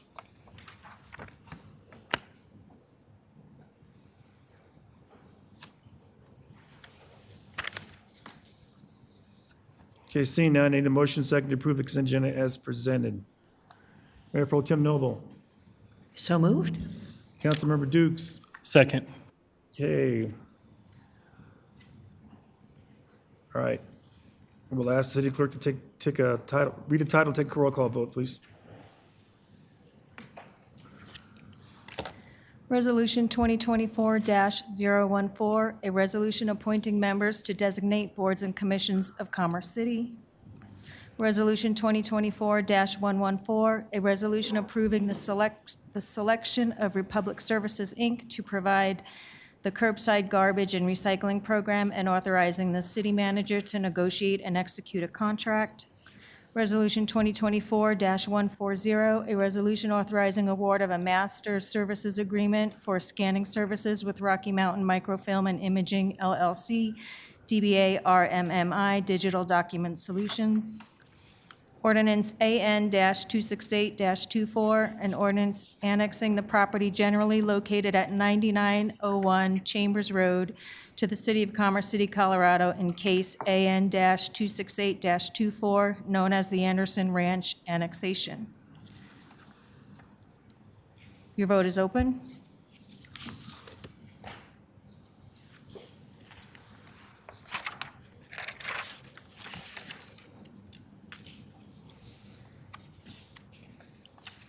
Okay, it passes unanimously, 9 yeses. All right, on to public hearings, Resolution 2024-125, issuing a certificate of designation for Tower Road landfill for a solid waste disposal site. I remind council the following: only ask questions and gather facts, but not express opinion or indicate how you vote. You're not permitted to provide testimony if you wish to participate in the decision. Only rely on facts developed in this hearing and the record, and only apply those facts to your criteria in the Land Development Code. We'll now invite the city attorney to address council. Is there any council member who cannot hear this matter and make a determination fairly and impartially based on the record before you and the facts and evidence as developed at the public hearing? Okay, and Councilmember Madera just left, and it's, we're in a public hearing, it's 7:26. So I cannot state that the record will reflect that no council member has stated that they can make a decision impartially. Can we recess for 3 minutes until Councilmember Madera is back? Yes. All right, recess for 3 minutes.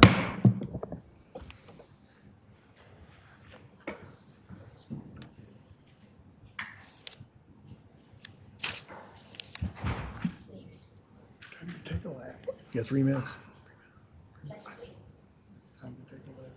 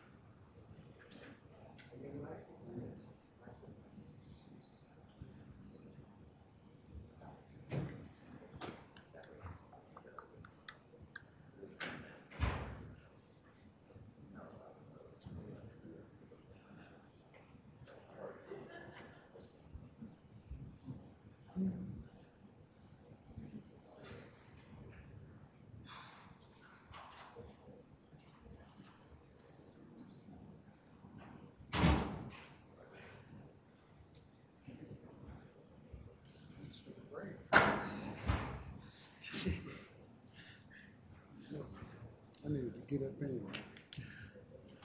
I was trying to go during Gotta go. the consent agenda, but you know how they usually put the vote up and then read the title? Right. They didn't do it this time, so I had to wait till the end. Oops. Oh, well. We got enough time to get give Jackie 15 minutes at the Yeah, citizen communication. exactly.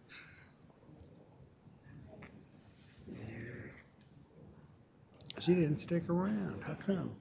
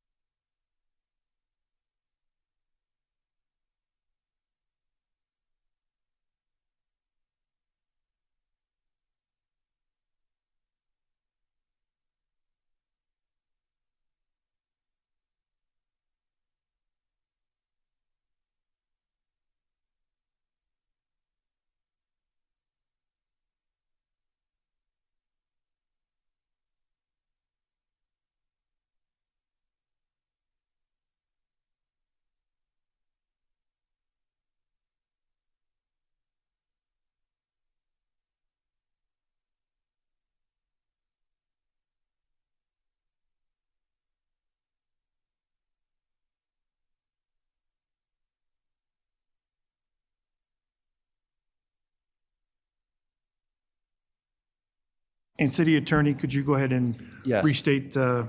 Yes, thank you, Mayor. Is there any council member who cannot hear this matter and make a determination fairly and impartially based on the record before you and the facts and evidence as developed at the public hearing? The record will reflect that no member of council has indicated an inability to be fair and impartial. Thank you, Mayor. Thank you. Oh, okay, we'll now open the public hearing. Per council policy CP-22, the applicant and the city shall be limited to 10 minutes each for the presentation. We'll invite the applicant to make the presentation.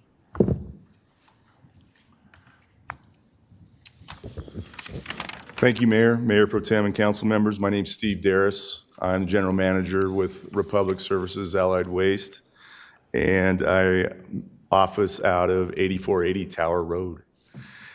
Just a quick presentation about what we're asking for and what the certificate of designation is as it relates to landfill. I'll also have David Foster cover some other aspects of our presentation. David was Foster, Graham, Milstein, and Kalisher. So the project overview is a resolution that you're reviewing tonight is to approve certificate of designation, and it's required by state statute.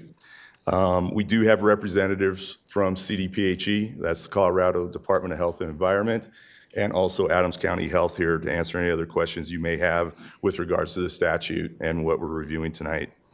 What the CD includes and what we're asking for is the relocation of the site entrance approximately 1/2 mile east on 88th.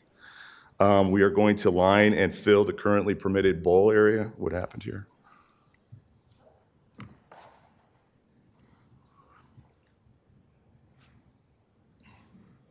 There we go.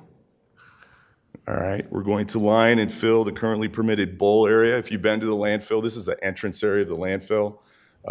It's where you drive in, it's where the scales are, it's where our equipment operators have their offices, and we have other maintenance facilities there for our equipment. We've talked before when we've been at council regarding how close that area is to 88th, and we found an alternative to alleviate traffic by moving it farther east on 88th, closer to 470. Commerce City Council previously approved a 2009 PUD zoning document, amendment number 2, which we currently operate under, and that was in May of 2009. We're enhancing the intersection to better integrate with adjacent developments and the 470 future intersection on 88th. We're improving surface water drainage controls.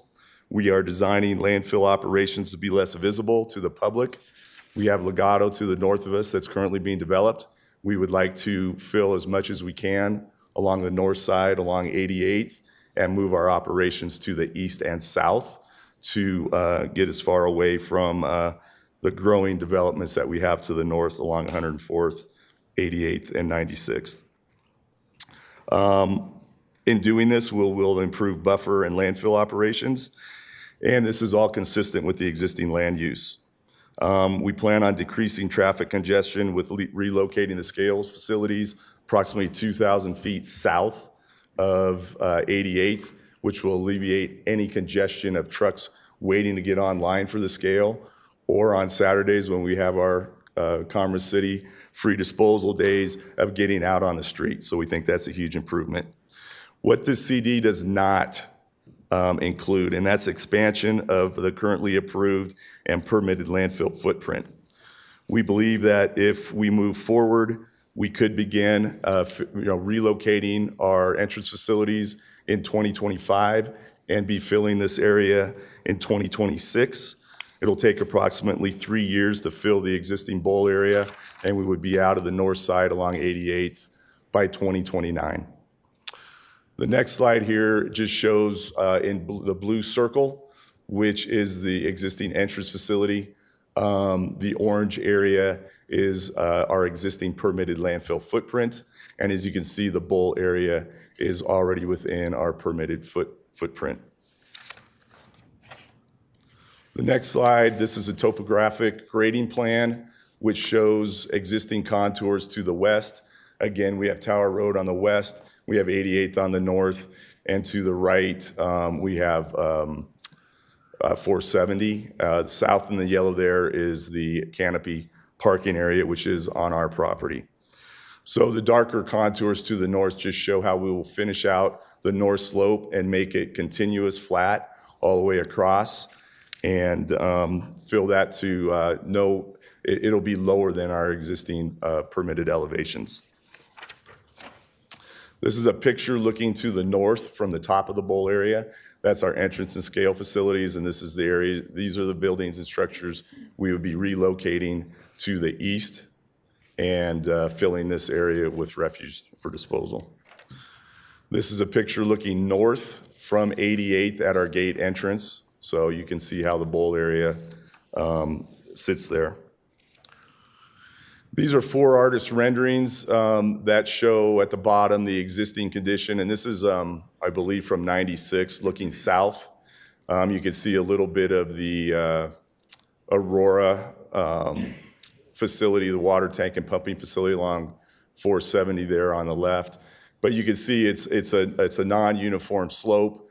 It'll always have elongations in there, and on the very top, you will see that it's a flat slope that will just improve the aesthetics of the area and protect us from view shed and operations from development to the north. With that, I'd like to turn it over to David Foster, who will discuss our application process and the statutes that we're asking you to approve today. Thank you. Good evening, Mr. Mayor, members of council, David Foster. If tonight feels somewhat like deja vu, it probably should, because you've already seen this. You've already addressed all of these issues in the past. It's unfortunate that we weren't ready to have this certificate of designation for you in August when you approved the zoning and the annexation and the right-of-way and all of the other issues, because there's nothing new here tonight other than the formalization of the certificate of designation. As you can see from this schedule, we've been at it for 4.5 years, culminating in the last year with CDPHE and Adams County reviewing it and approving it. And you have their letters in the packet as well for your clarification as to their approval. And then this page really is taken right out of state statute in terms of the 4 criteria that is in front of you to decide. The first of which is essentially that the effect on the surrounding property, again, this is the hearing that you all had August 5th, just a few months ago, when you reviewed and analyzed this land use in this location. The B is convenience for potential users. This was again part of the discussion from just a few months ago. C is the ability to comply with health standards. This is important. This is why CDPHE and the county health department review this and then send their their approvals. They've done so with conditions. As Steve mentioned, both the professionals from CDPHE are here tonight, as well as the professionals from the county to answer any questions that you may have. And finally, the recommendations from the public health agencies, which you have in your packet. I won't further elaborate on any other points because they've been made both tonight and back in August, and we would ask for your approval tonight. Certainly, I know that staff has their own presentation as well, and we'll be here for any questions should you have them. Thank you. Thank you. Any council members have questions for this applicant? I have some questions for you. So looking at the pictures there, it's going to be equal to what's already there, to the west on the north side, correct?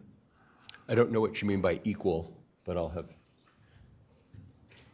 As far as heights are. Yeah, Mayor, if you're referring to what you see on the western portion of the landfill, on the northwest portion closer to Tower, Yes. what you see there now is what we continue to provide all the way to the east. Okay. And then question for CDPHE. You know, I'm wondering if it would be better, and I don't want to interrupt, if it would be ready, answer questions after the staff presentation. It's pretty detailed and it covers maybe your answer, but we could have CDPHE come up and answer whatever questions you may have. Okay. Yes, yes. Okay, Is it? come on up. This is Sarah Foreman. She's with the Solid Waste Group with CDPHE. She reviewed the EDOP and she's our current site engineer provided by the state. Thank you, Sarah. Thanks, Sarah. Appreciate you coming here before us. Question I have, I know there's going to be air pollution control about methane emissions. And how is this going to be mitigated? Because being so close to neighborhoods, it does release methane. Do you find that the way that this project's designed will help mitigate? So as far as anybody coming in contact with that methane toxins in the air, because they do move. Yes, correct. I actually work in a different division. I don't handle the air permitting at all. I work in the hazardous materials and waste management division. So we actually haven't handled anything related to their air permit. But Steve might be able to speak on some of the projects that they've been doing with landfill gas. We do review monitoring for the facility around the perimeter to make sure that explosive gases have not migrated off-site and the facility has been compliant in that manner. But other than that, in terms of their landfill gas extraction system and things like that, we're not involved really at all. So maybe Steve can. All right, thank you. Mayor, the Air Group approves all our designs, and we also report to them on a semi-annual basis with our surface scans and all our gas collection wells to make sure that we don't have emissions escaping from the landfill. We collect those through over 89 wells that we have drilled in the landfill that collect the landfill gas, and they're burning it in a flare on the south side of the landfill.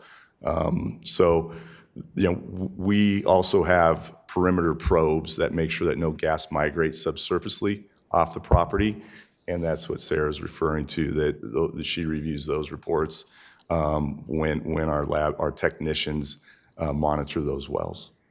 I appreciate that. Mayor Pro Tem Noble? Thank you. Sarah brought up something, since she is hazardous materials, to ask about, and that is your solidification basins.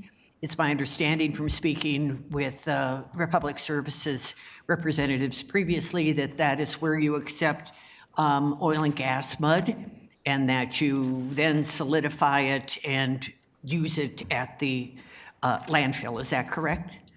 So we solidify many types of materials in our solidification basin. They could be anywhere from car wash muds, pumpings, septage material that needs to be solid to be able to dispose of in our landfill. Some of our customers do happen to be oil and gas companies. All the material that we receive is non-hazardous. It is analyzed, profiled, manifested with analyticals, and it is approved under our permit to operate that we have today. Yeah. Is the solidification of mud with radon considered a hazardous waste? Is mud with radon in it considered a hazardous waste on the federal level? I cannot answer that question. Okay, maybe Sarah can.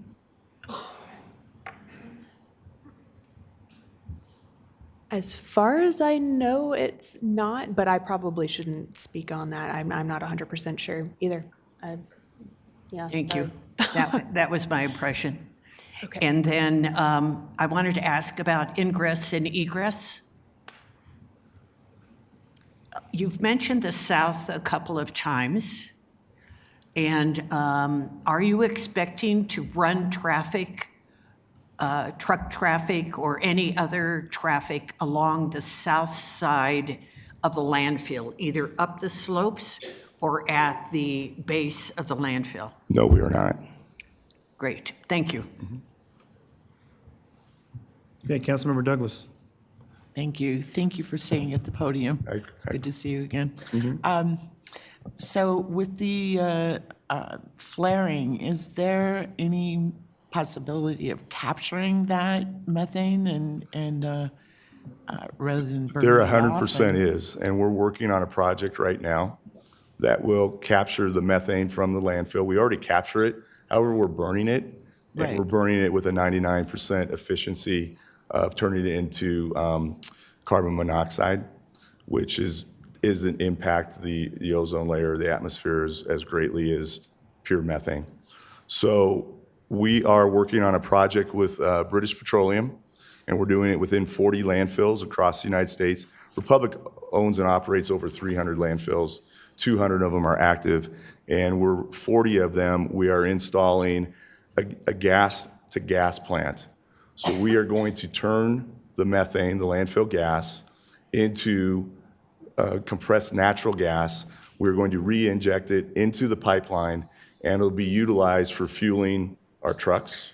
It'll be utilized for cooking in homes, heating homes, and it's pipeline quality gas that will be turning to natural gas. And that project's due to be online within 3 years. Thank you. All right. See no others. I go to Dalton Guerra, City Planner, Senior Planner, for your presentation. Thank you.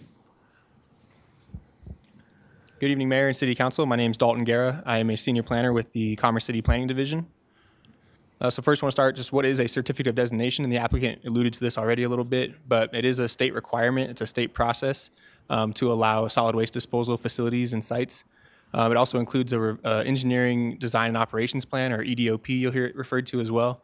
And the process is that the applicant makes an application to the city refers that application to CDPHE, and CDPHE does a comprehensive technical review of that EDOP and the certificate of designation and provides a recommendation back to the city, and then the city council makes the final decision at a notice public hearing, and that is why we are here tonight. A little bit more about the request. As Steve was mentioning, the applicant, the bowl area is within the existing landfill footprint, and that's one of the main components of this, is to allow them to fill that area with solid waste. And in addition, they would be relocating the main entrance that's within the bowl area to the east on a recently annexed property. And just wanted to reiterate that this certificate of designation is related to those land use applications, but it has no impact really. Those were already approved by this council in August. And so this is a totally separate process and a totally separate application. It's not a land use application. So here's a vicinity map. Again, there's the existing landfill, and that's roughly the existing landfill footprint. Not exactly, but generally. And to the east, you'll see the Adams County property that was annexed in August of this year. And again, that blue area is the outlined bowl area, so they refer to it. in that same picture that was shown in the previous presentation. So the existing entrance is within that bowl area. And the proposal here is to move it to the annexation property further down East 88th Avenue, closer to E470. And then the renderings that were shown in the previous application as well, looking south. And so just a little bit of analysis, the CD and EDOP were reviewed by CDPHE, and the CDPHE has recommended approval to the city with conditions, and staff is also recommending approval with a condition. And that condition from the staff level is that a planned unit development permit shall be reviewed and approved by the Community Development Department. And the reason for that is to give the city a chance to review this area for our code requirements, and that can include right-of-way landscaping and public improvements along East 88th Avenue where the existing entrance is. And when that's closed off, we want to make sure that that's all meeting our standards.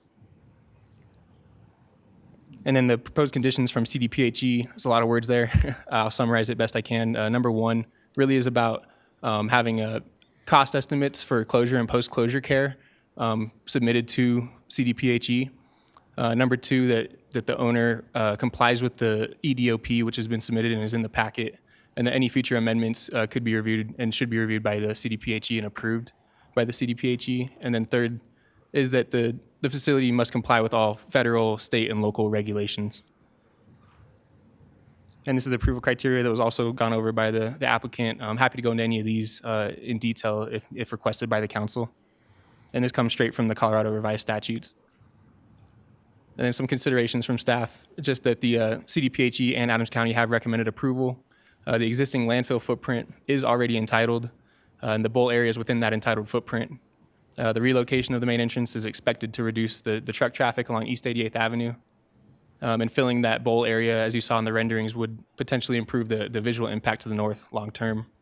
And that the CD and EDOP really don't impact those previous land use cases that were already approved by this council in August.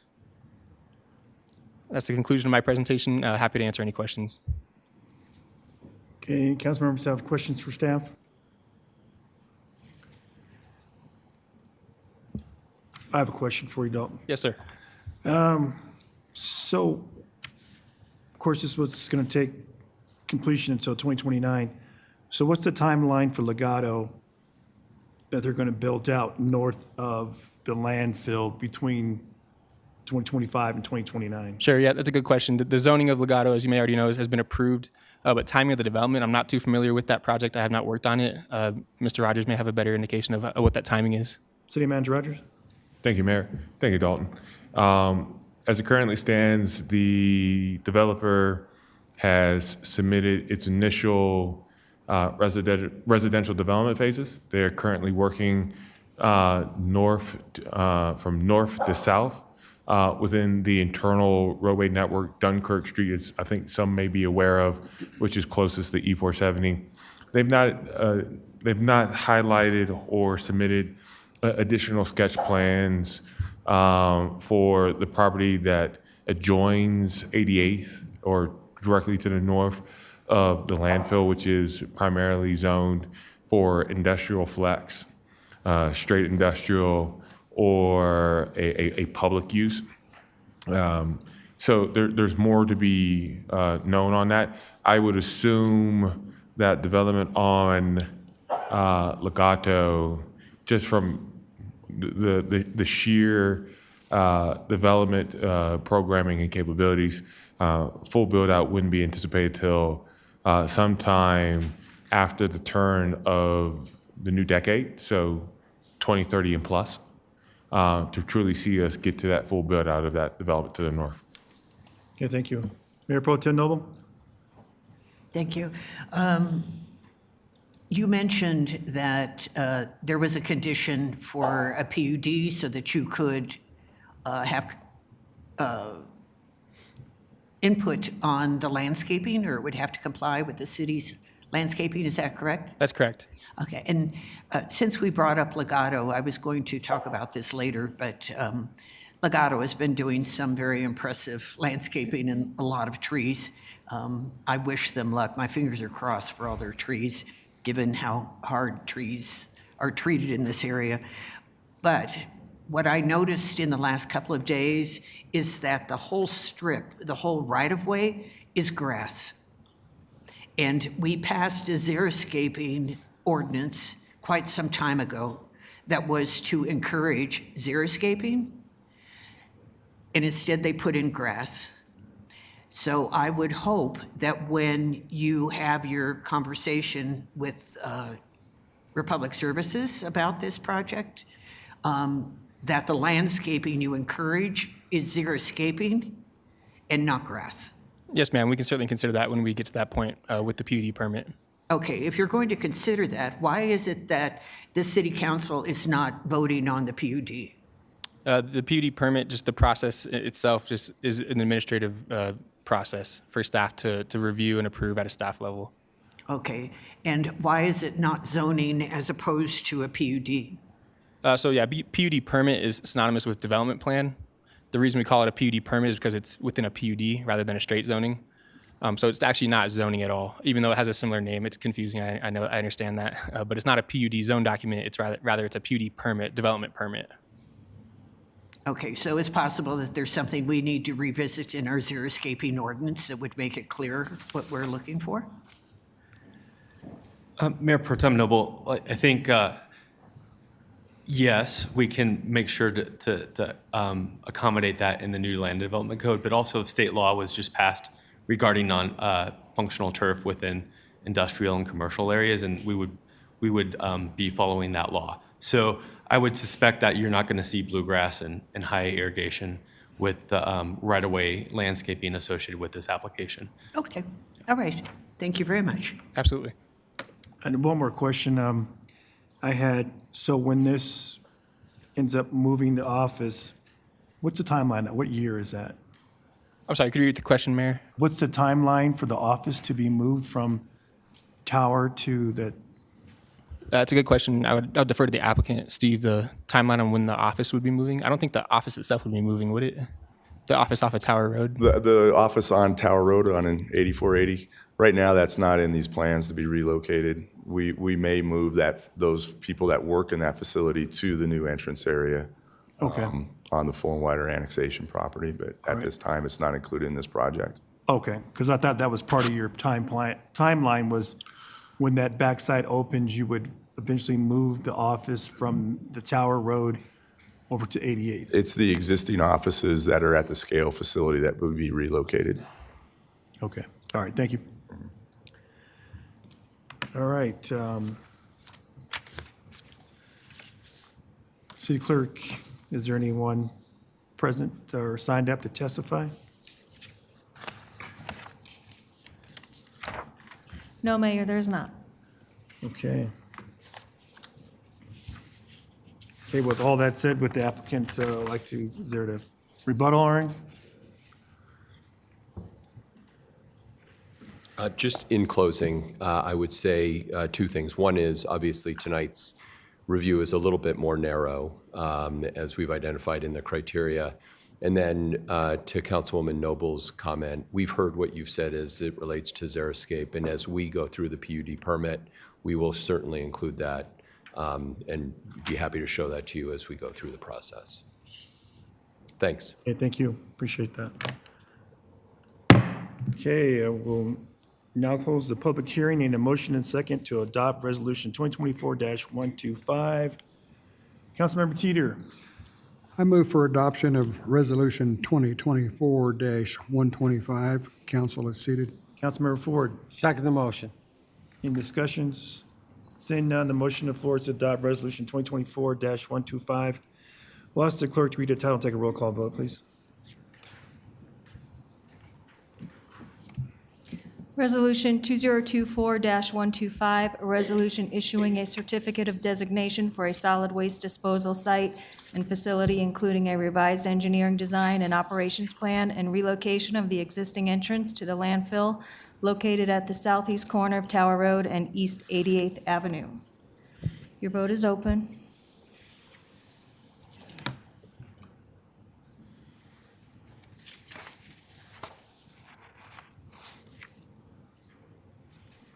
Okay, unanimous yes, 9 yeses. All right. Thank you very much. Appreciate that. Okay, on to ordinance first reading. Ordinance 2647, commercial kennels, hobby breeders, and pet stores.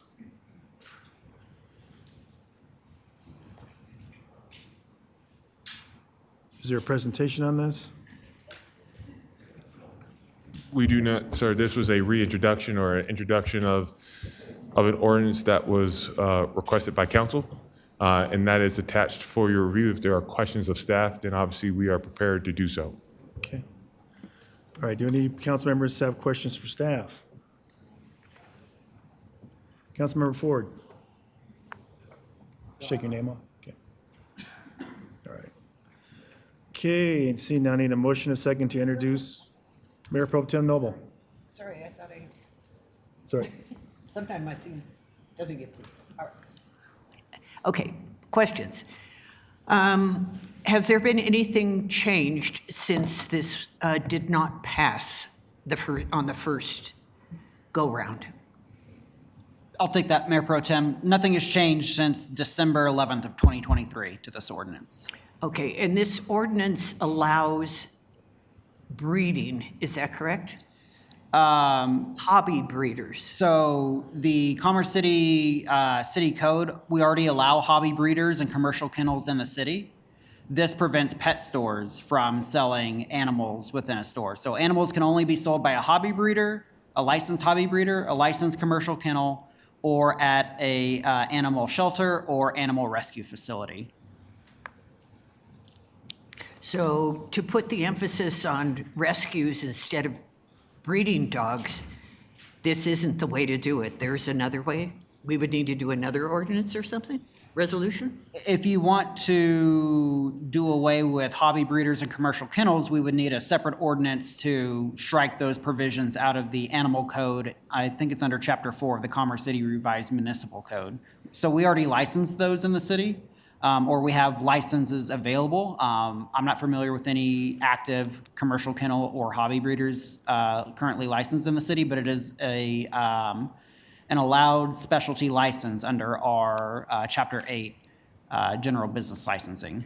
Okay, if this only has to do with pet stores, why are there definitions for things like hobby breeders and so forth in the ordinance? Sure. So the way the ordinance is written, the intent of the ordinance is to limit the selling or transfer of animals to only licensed facilities. So the licenses that we already allow, so the hobby breeders and commercial kennels, and then limiting it only to also animal shelters and animal rescues. So you wouldn't be able to sell or transfer an animal at a retail pet store is what this is preventing.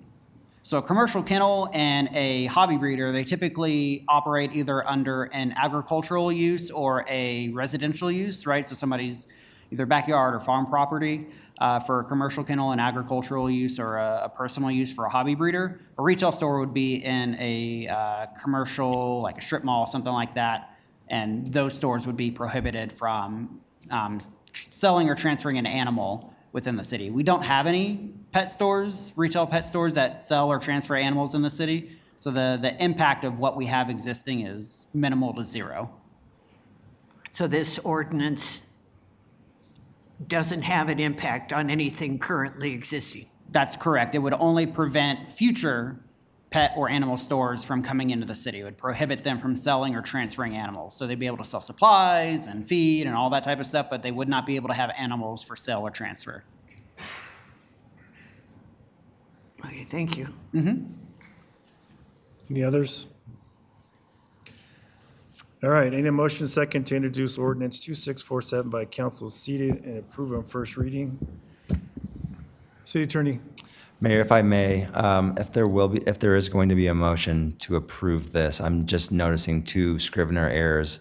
The draft ordinance that you see as Exhibit A in section 4-6001A has the date of December 31st, 2023.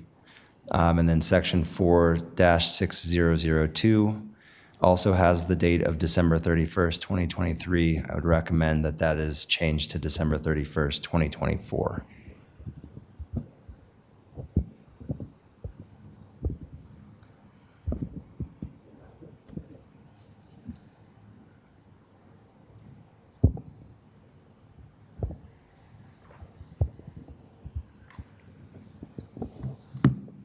So where's that stated in? So what you could do, a council member, if they so chose, could make a motion to approve this ordinance with the two proposed amendments, which is changing the language in 4-6001 and 4-6002 to have the dates of December 31st, 2024. December what date? 23rd? December 31st, 2024. All right. Okay, need a motion and second to introduce 2647 by council is seated for, and, I'm sorry, ordinance 2647, commercial kennels, hobby breeders, and pet stores, with the changes of the date for 4001 and 4002 to December 31st, 2024. That's a motion. Need a motion and second. Councilmember Kim. I'll motion that. Councilmember Teeter. Second.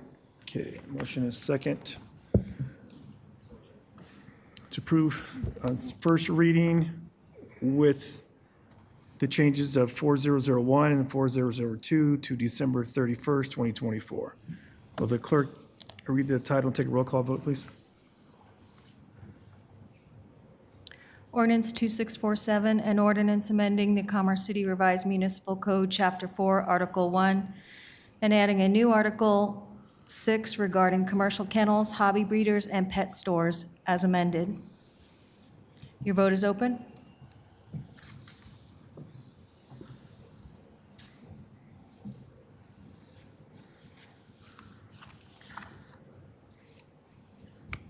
Okay, that passes 7 yeses and 2 nos. All right, on to ordinance on second reading, Z-973-2124, Anderson Ranch zoning. This ordinance was not approved unanimously on the first reading and was therefore not placed on the consent agenda. Do any council members have questions for staff? Councilmember Dukes. No questions for staff, but I just want the record to be clear. I wasn't on the first reading, but I have watched and reviewed all the supporting materials for this, and so I feel prepared to vote on the second reading. Okay, thank you. All right, need a motion and a second to adopt ordinance Z-973-21-24 by council on second and final reading. Councilmember Teeter. I'll make that motion. Okay. Councilmember Kim. I'll second that. All right, is there any discussion? Seeing none, the motion on the floor is to adopt ordinance Z-973-21-24 on second and final reading. I'll ask the clerk to read the title and take a roll call vote, please. Ordinance Z-973-21-24, an ordinance amending the zoning ordinance and zoning map of the city of Commerce City, Colorado by zoning the property annexed as the Anderson Ranch annexation from agricultural -3 district to a PUD zone district and approving a PUD zone document. Your vote is open.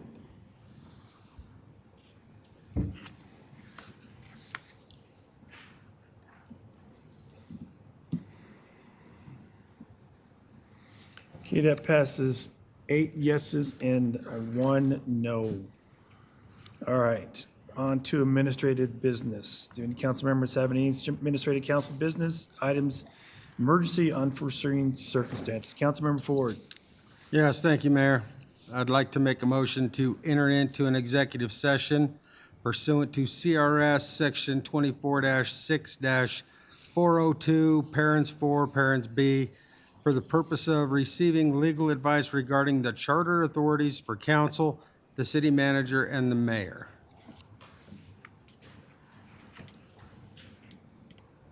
Okay. Councilmember Teeter. I'll second that motion. All right. Motion to go into executive session for charter, city manager related to city council and the mayor.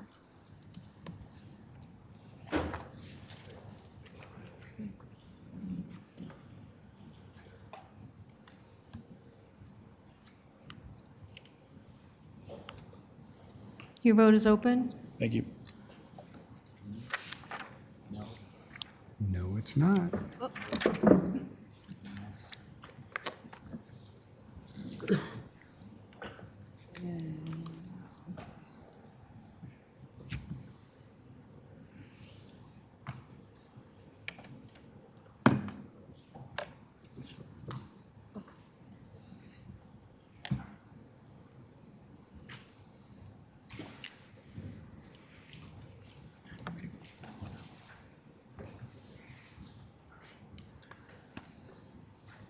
All right, seeing, we'll probably take about 15 minutes. We'll be right back. Thank you.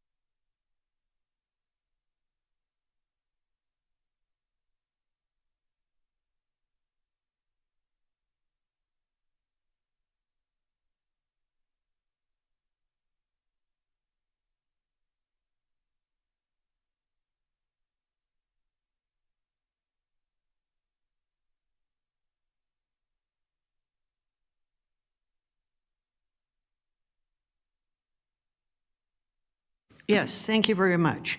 I have 2 items under Administrative Council business tonight. The first one is that I have been invited by Cultivando to speak at their news conference tomorrow as Mayor Pro Tem.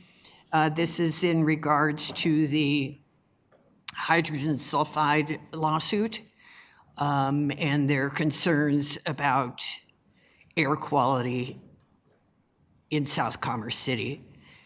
So I would like approval from the city council to speak as Mayor Pro Tem at the news conference. I'll second that. Sorry, but I'll second that.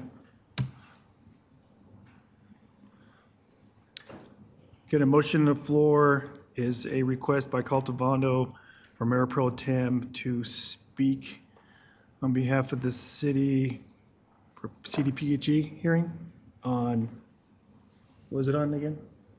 What is it on? CDPHE? What is it on? At CDPHE tomorrow, Right, what's the title? 10 a.m. No, what's the title? The title of what? Yeah, what's the hearing on? Oh, it's not a hearing, it's a news conference. Oh, news conference, okay. Sorry. Apologize. All right. Any discussion? Councilmember Dare, do you have discussion on that? No, I'm on the queue for admin business. Okay, thank you.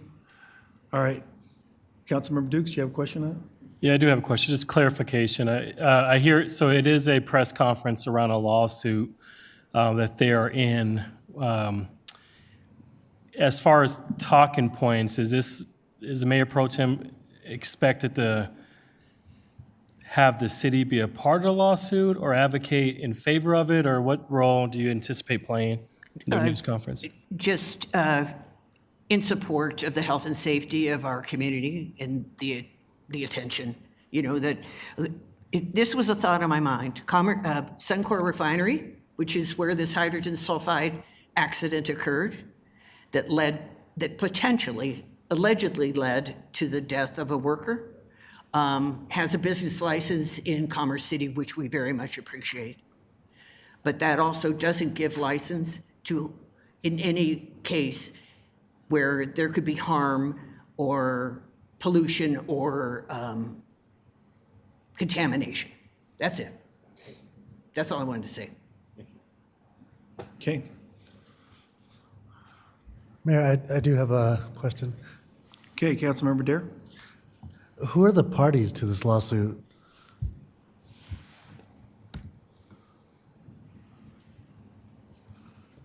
I don't know the answer to that question. I don't believe Cultivando is. It was a personal lawsuit by the family of the Suncor Refinery worker. It's been in the news the past couple or 3 days. You want me to look it up and read that? I think the city attorney's. Okay. So it looks like on a quick search, it is Tiffany Valentine as representative of the estate of Curtis R. Williams, Joyce Williams, and Star Brooks as next friend of SLDB, the minor child of Curtis R. Williams, as the plaintiffs. First defendant, Suncor Energy, HPC Industrial Services, LLC, United Rentals, Inc., Honeywell International, Inc., Honeywell Safety Products USA, Inc. I hate to put you on the spot, city attorney, but are there any risks to going on the record and having a public appearance? You are putting me on the spot. So I think what I heard from the Mayor Pro Tem is that her statement would be very finite. I do not have any concerns from a legal perspective on those comments. We're not a party to this case. I don't see any legal concerns at this point. Obviously wouldn't want any statements that would trigger a defamation case or anything like that. Same question for the city manager from an operational standpoint.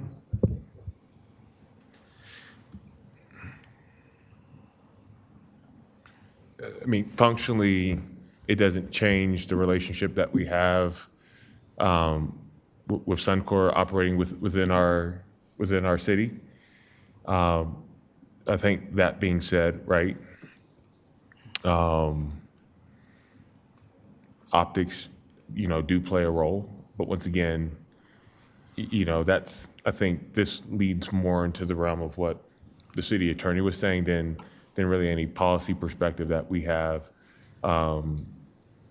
currently in progress or process with any entity associated with improving air quality, or at the state level, nonprofit NGO, or with respect to Suncor directly. Well, I just heard some other defendants in that list that I think also operate within the city, so I just worry if we're gonna upset the business communities. Specifically, I think I heard United Rentals. That's correct. United Rentals is a part of the party that is subject to the complaint, legal complaint. I think without any true direct engagement with United Rentals as it relates to business relationships, partnerships that they have with the city, and whether or not that those would be frayed or damaged from a perspective, it's hard for me to say whether or not there would be any potential conflict or awkwardness. Off the top of my head, and once again, I signed hundreds of contracts. I don't think we have anything that is pressing as it stands right now, but don't hold me to that. Thank you. Okay. Ready for the vote?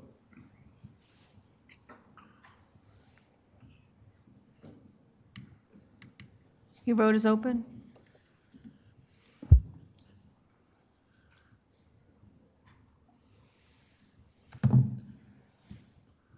Okay, that passes 6 yeses and 3 nos.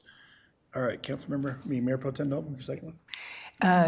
My second one involves a request for Commerce City, for the city of Commerce City to be a partner in a grant to the CDPHE.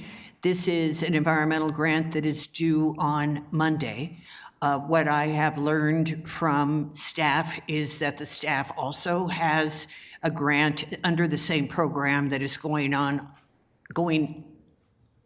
in on Monday as well, which is the deadline. The staff's application has to do with soil contamination. The request for partnership with Commerce City came from Boulder Air, which wants to determine the source of the radioactivity in the air in South Commerce City, and ask if we could be a partner as well.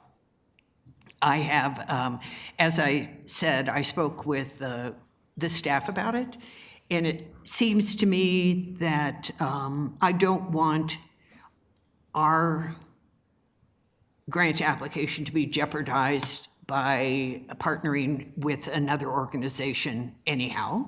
So what I would just like to ask is that we do a letter of support for Boulder Air, which would be doing the research and the study. They would like to be able to have meetings with Commerce City residents, not residents, Commerce City community members and so forth, going forward, so that they are addressing the needs and concerns of the community members of Commerce City. So I am asking for approval of a letter of support from Commerce City for the grant application from Boulder Air to study the source of radioactivity. I would just like to add that Boulder Air discovered the radioactivity in the emissions when it did its air quality study with Cultivando. Cultivando did an extensive public campaign to let people be aware of it. This was unexpected, They don't know where the radioactivity is coming from. This is not suggesting that it's coming from Suncor Refinery, but it is somewhere in South Commerce City, and so the object of the study is to determine where that radioactivity source is. So my motion is for a letter of support for the Boulder Air grant application.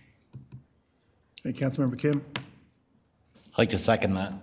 Okay, the motion is to a letter of support for Boulder Air in support of their study of radioactivity in Commerce City. South Commerce City. South Commerce City. Councilmember Madera?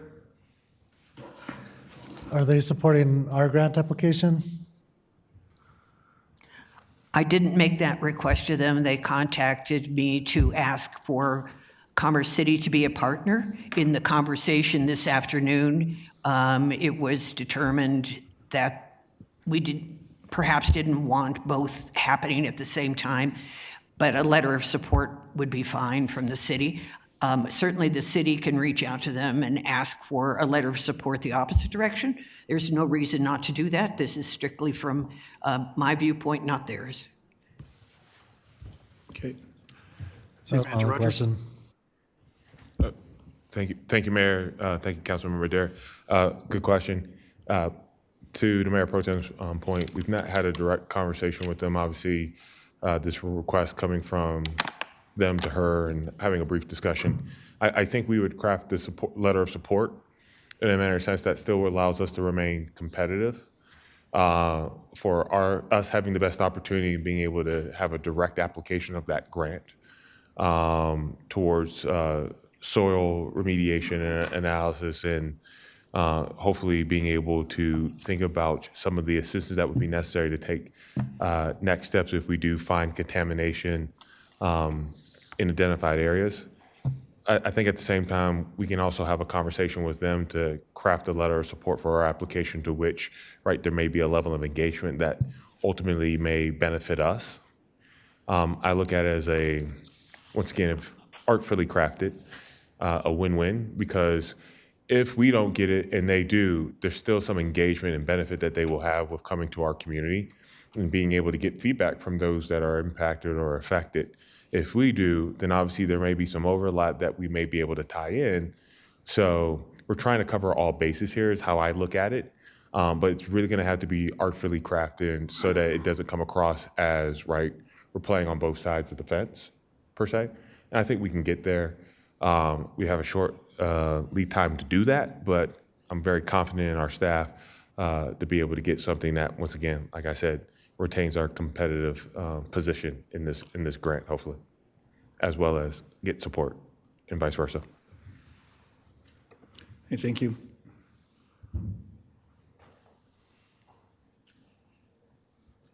Is there a second? Yeah, Councilmember Kim was second. Oh, thank you, Councilmember Kim. All right, we're ready to take the vote. Councilmember Douglas, did you want to say something? Actually, I did, just because of my experience at the recent conference for the National League of Cities. I focused in on grant information, and one of the things that they did say that partnering a lot of times makes it much stronger, so that it would be more likely to get the grant. But there's also the time factor too, which is only 1 week. So that's why I hesitated to say anything, but just wanted to make that point that that's something that I learned while I was there this last week. Thank you. Mayor Pro Tem? Is it possible to amend my own motion here with the consent of Councilmember Kim to let staff talk with Boulder Air and come up with the best resolution, whether it's a letter of support or a partnership? I can't answer that question myself. I have the email from Boulder Air. I have talked to her on the phone, and I sent the email to staff today as well. So if they have the conversation, then they can make the best determination if we allow them to do either a letter of support or a partner. Councilmember Kim? It's fine. I'll accept it. Thank you. All right. Your vote is open.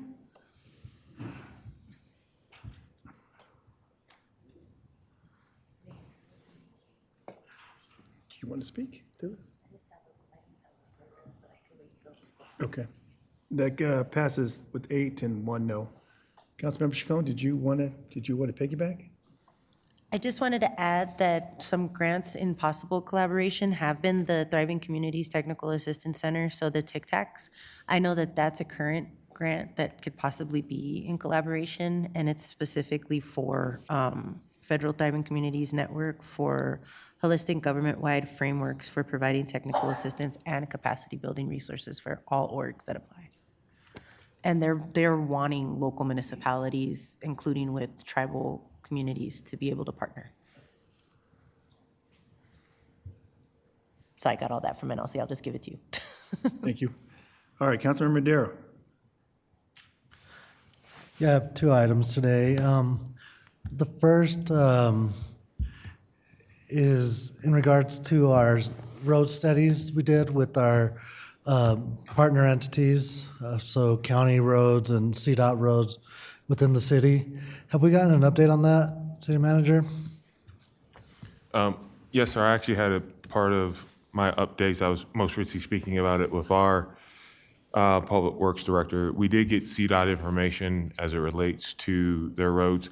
They have a system in which they call a drivability life index, and it breaks down the condition of their roads into 3 categories: poor, average, and good. I think it is no shock to anyone that Brighton Boulevard, 74th Avenue are deemed in the poor condition.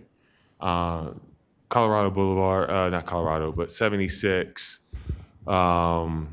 and 76 is in a good condition. Now, once again, I'm speaking from a high-level map that's still being, I guess, uploaded into our system so that it's more accessible and readily available for us. But from what I could tell from some of the initial analysis is that 76 is good, Vasquez is average. We have 2 poor roadways in Brighton Boulevard and 74th Avenue. What we're aware of with respect to those 2 is that those roadways are not on CDOT's priority list, but they are aware of the concerns. They have communicated to us that the best option that they could offer is that if we were to take on the entire cost of pavement management and or restoration of those roadways, then they would move the priority of those roadways up in their list. Now, once again, there's still in that a lot of unknowns of what that means. Does it mean moving up to where it then becomes a priority, in which, once again, they give us some latitude of being able to do the work within their rights of way? Does it still move it to a priority above their highways, such as 76, 270, 70, 25? Highly unlikely to that. So, you know, with that information, it doesn't necessarily garner or gain us anything that we would be hoping to have received from the data that's been turned over. Right, so they prioritize it if we pay for it and fix it ourselves. Correct. And then they take credit for fixing the road.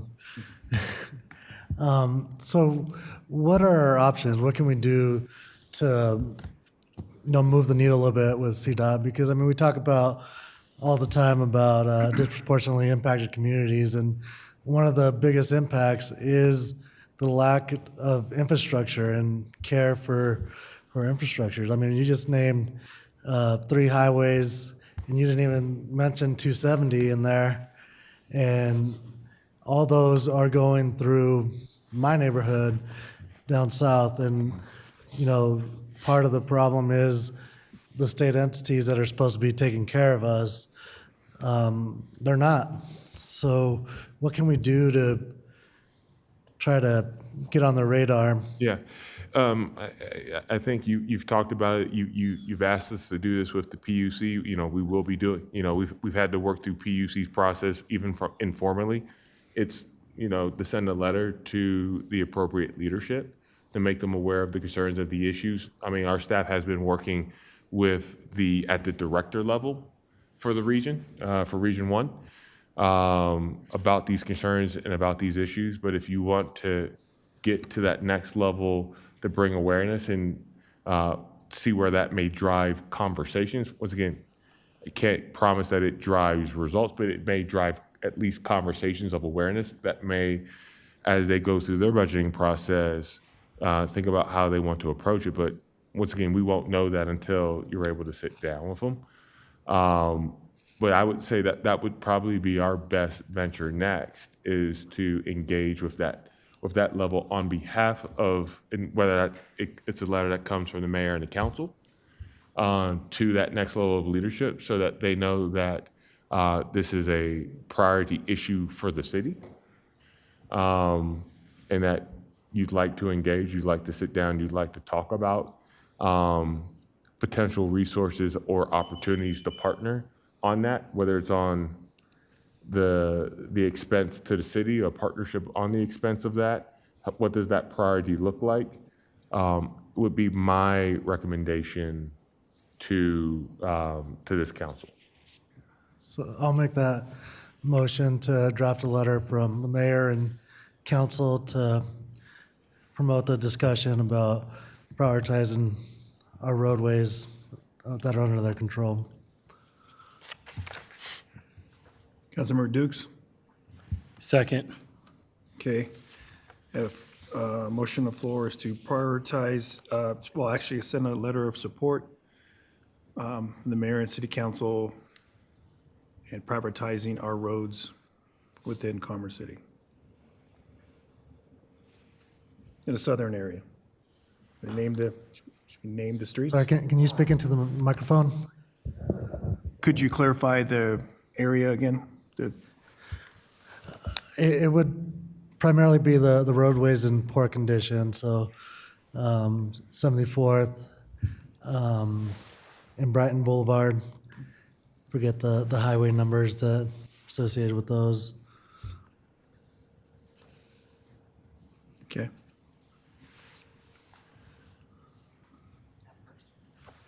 Mayor Pro Tem Noble, discussion?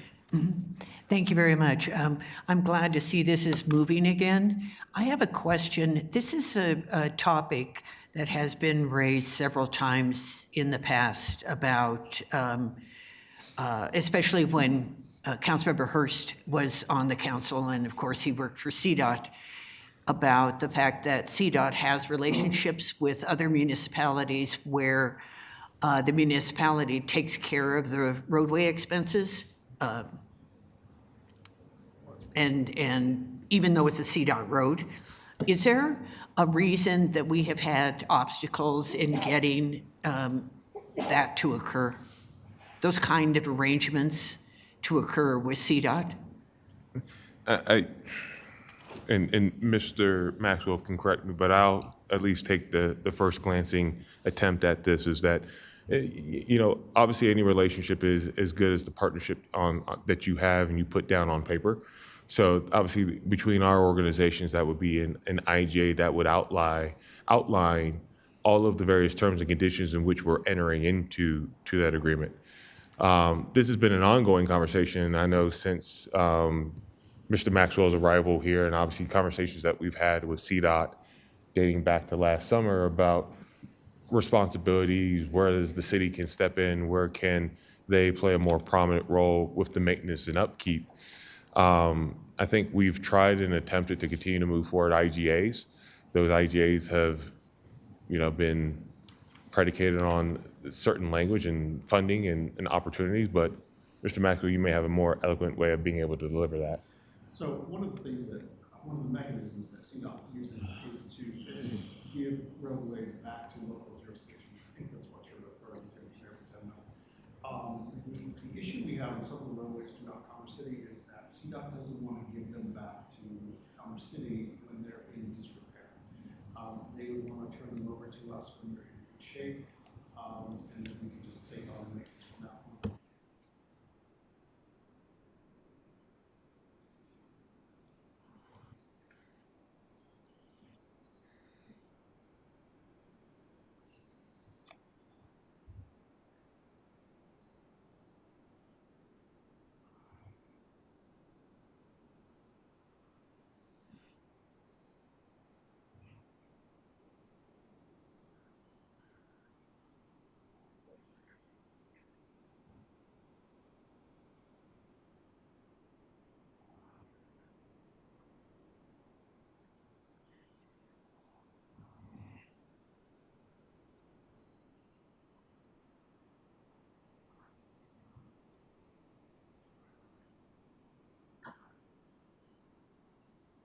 About the beautification efforts around there. They want to get your input. They want to get the community's input. It's a small win. I'm not saying it's a huge win, but they want to come out and hear about what you want them to do to beautify that corridor when they put in the roadway improvements. So small wins, but definitely moving in the right direction. I hope that helps. Yeah. Then Councilmember Hurst had said that CDOT pays municipalities for the upkeep. It depends. If they're going to turn it over to you, they don't. That's why they like to have them in good shape. Do we have to have it turned over to us? That's really the only way we can control it, obviously. We can control our own maintenance, but again, we don't want to take them if they're in disrepair, if they need to be improved. And that's why 224 is kind of a unique situation right now, because they've invested so much money in it recently that it may be a good opportunity for us to talk about further. Well, some sort of an answer to this problem will be for the best, because no one knows they are not Commerce City roads. And Correct. it's not only is it bad for the residents who live in the area, the community members who live in the area, but it's also bad for the image of Commerce City. Agreed.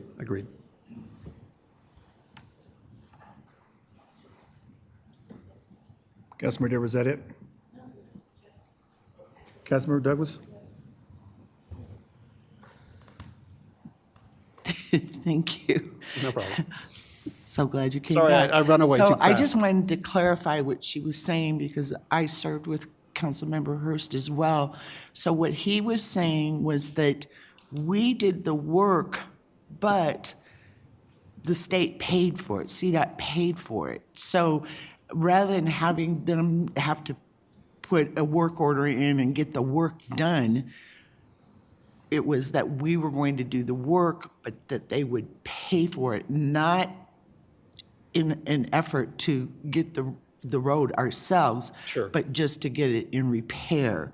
Sure. Because it was just too much for them to have to do both, and it was just going to get shoved back and not get done. So I just wanted to clarify what Mayor Pro Tem Noble was saying. Yeah, and as City Manager Rogers alluded to earlier, right now, the best they can do for us is to move up the projects in the priority list and allow us to contribute ahead of time, because they So just they don't have the won't, funding. they won't let us do the work and then we send an invoice? They don't have the funding. We've met with them about that. They just don't have the funding. So they can move up the priority, but they don't have the funding right now. Gotcha, okay. Thank you for clarifying. Was that it? Okay. All right. Councilmember Teeter. Yeah, don't sit down yet, Mr. Maxwell. I just wanted to comment on 270. They have junk laying up there that's been there for 6 months. I mean, car parts, tires, and fan belts, and just, you can see where they've had accidents and throwing them in the median, and it's obvious they're not going to clean it up. And so I would like to get something going to where we could go out there with our crews and clean it up. Yeah, and we do that. We do work with them in that arena because we are entering their right of way. So we do get their permission to do that, and we've done that recently. So we'll continue to do that as best we can. I hear you. But we need to up our frequency because, I mean, especially that's one of the highest accidents highways out there. And the more accidents you had, the more junk you're going to have laying around. Yeah. So we need to increase it probably double fold or more. Yeah, we as I said, we've been meeting with them regularly. We're trying to be strategic with them. And part of that strategy is how we can partner with them better because they have limited resources, obviously. Sometimes they can't get out here and sometimes we can. So we've been working with them for them to allow us to do that in their rights of way. And we'll come to you with a study session and talk about a comprehensive approach because right now it's a little bit piecemeal and we just need a bigger comprehensive approach with them. And they're open to that. Right, we got that big sign that says, "Welcome to Commerce City," and it'd be nice to either take the sign down, or pick up the trash, one or the other. Sure. But that's all I have. Understood. I'm going to stand here for a minute. Thank you. Councilmember Dukes? Yeah, just more of a comment. I appreciate Councilmember Dare bringing this forward as a letter to talk to the leadership at CDOT and et cetera, because I think it may dovetail into our budget. I know we increased some funding for some of our roadways, and it may behoove us during our staff or during our retreat to really think about how do we get some urgency if we have to take over the roads and start thinking about what the cost is. I'd love to have that discussion because I mean, I've only been on council for a year, and I can imagine the frustration prior council members. We hear about it every week from residents, and so we may have to think about a different way to just take over our own city and be able to provide improvements. But I think this will be a future discussion and think about the budget impact. But I just hearing the idea of they'll give the roads back to us if we pay for it. It doesn't sit well with me. It doesn't sit well with the residents in our city, and I think it's time for us to really think about even if it's just prioritizing funds for certain sections and be able to take that back and do the upkeep, that'll be a worthy discussion. I would add to that with the passing of 2013 1% sales tax for new roads, parks, recs, and operation and maintenance, that if we do take this road over, if there's any money left over, I guess it was called Cinderella bonds, that portion of that could go towards the maintenance and operation, taking that road over. Sure. Because there was a divulsion from Highway 2, from 72nd all the way up to, Sable or so on Highway 2, that we actually took over from the state because we couldn't Public Works could not put their blades down on Highway 2. They had to keep them up, and that was priority. That was the state. So by having that as far as us keeping up operation maintenance, because what comes with that is we had to make sure we maintain it, because if we don't, it goes back to them. That's a clawback in the agreement, so. And through the devolution process, of course, you get highway user tax funds for that portion of roadways, so that applies towards the maintenance. That's why it's important to CDOT that they turn it over in good condition, because then the highway user tax funds can usually cover a lot of that maintenance with our operations. So it's not always a net loss. We have to look at the return on investment and present that to you, but devolution sometimes is beneficial. Sure. Thank you. Councilmember Chacon.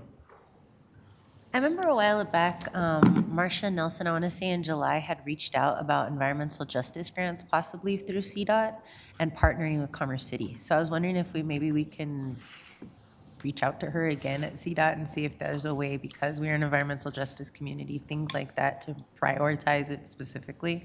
Sure. So, yeah, I know that there's grants possibly there, but it's been a minute since we've really connected. Yeah, and like I said, I do want to come back in front of you all and talk about some comprehensive approaches to this. And devolution is a part of that, grants is a part of it, partnerships is a part of it. So I would like to come in front of you with a comprehensive discussion. Thank you. Sure. All right, not seeing any more. We go to reports. Mayor, We haven't voted. Oh, sorry. Got ahead of myself. Apologize. Your vote is open.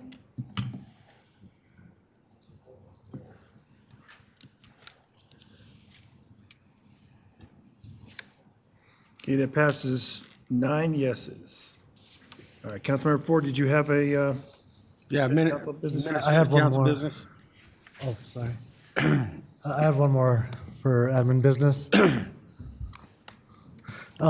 We had a resident come in talking about planting trees and having an arbory program at the schools. I know we had previously approved our own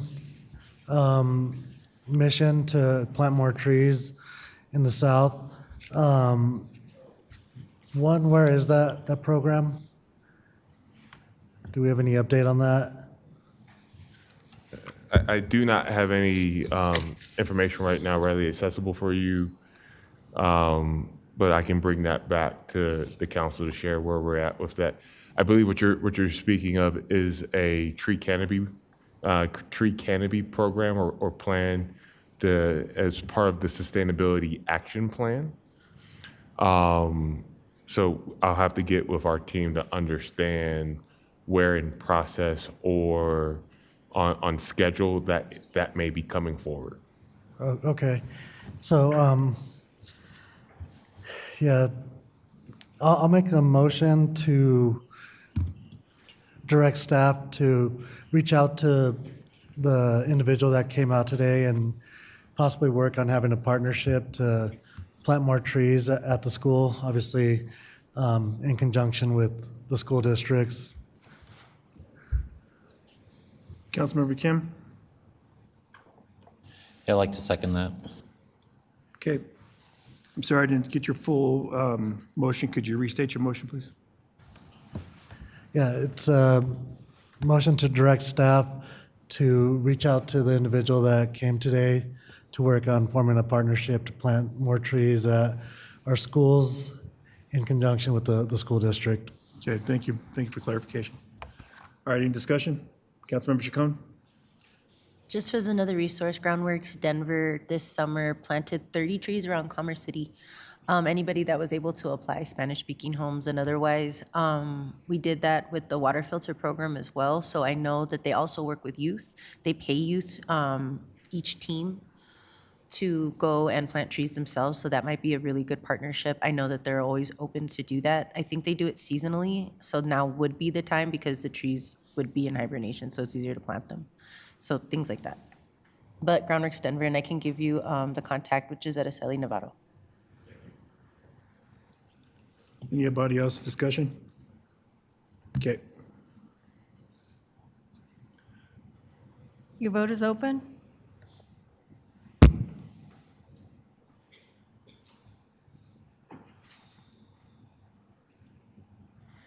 Yeah, passed unanimously, 9 yeses. All right. Mayor Pro Tem, did you have something? Yes.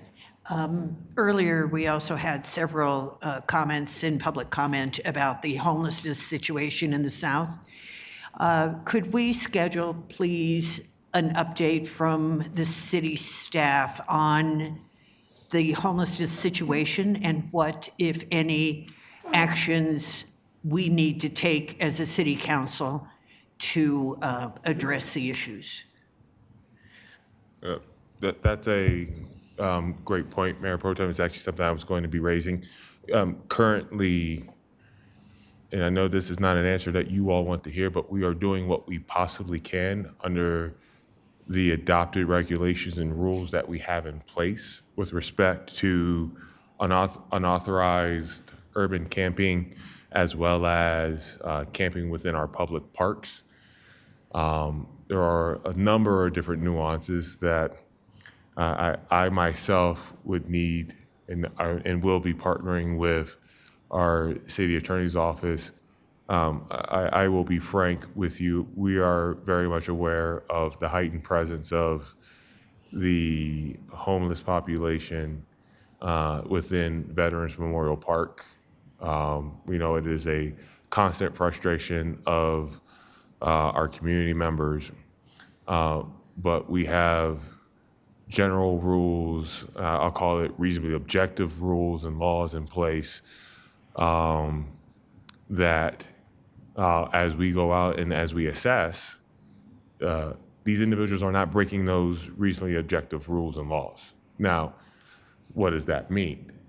Either we continue along the course and the path of our enforcement of civil and or criminal sanctions that we currently have identified within our municipal code, our warnings that we conduct to those individuals, or do we need to look at a reassessment of the law in place and assess what other municipalities in Colorado and really across the state and what they're doing and what are we not leveraging that may be able to provide greater efficiency in the enforcement of that, all within, I would call this being as risk conscious as possible as we can as a city when it comes to infringement on rights. So you kind of segued into something I was going to be bringing up along my report anyways. I would say that is going to take us a couple of months to get in front of this council as we evaluate the laws in place, what laws can be put in place, and the potential impacts of that. And not just looking at Veterans Memorial, but also looking at how that plays on our rights of ways and or other public property as it currently stands. I will share this more publicly, and we've said this to private property owners. If you have a homeless problem on your property, they need to call PD, they need to call 311, they need to call 911, and they need to have and ask for a trespass notice. Calling myself, calling the chief of police is not a call for service. You have to go through the process in which you engage through the means that we have in order to be able to gain that action. It's the most efficient action. And a lot of what I've seen has been a reliance on coming to me or coming to the police chief where they should be going to our police department to get immediate response. So I think there's a number of different factors out there that we need to work through. I think also once we have identified what council can do to help with the enforcement in the field, I think we have to take that next step in creating a fact sheet, a guide about various scenarios that we know we come into or the community comes into on a daily basis, and how to address that, where to go with that, so that they're armed with information as much as you all are, and being able to know where to help direct people. Okay, may I just interject for just 1 minute? I have 1 minute left, less than a minute. Do we have a camping ban, and do we have a curfew in city parks?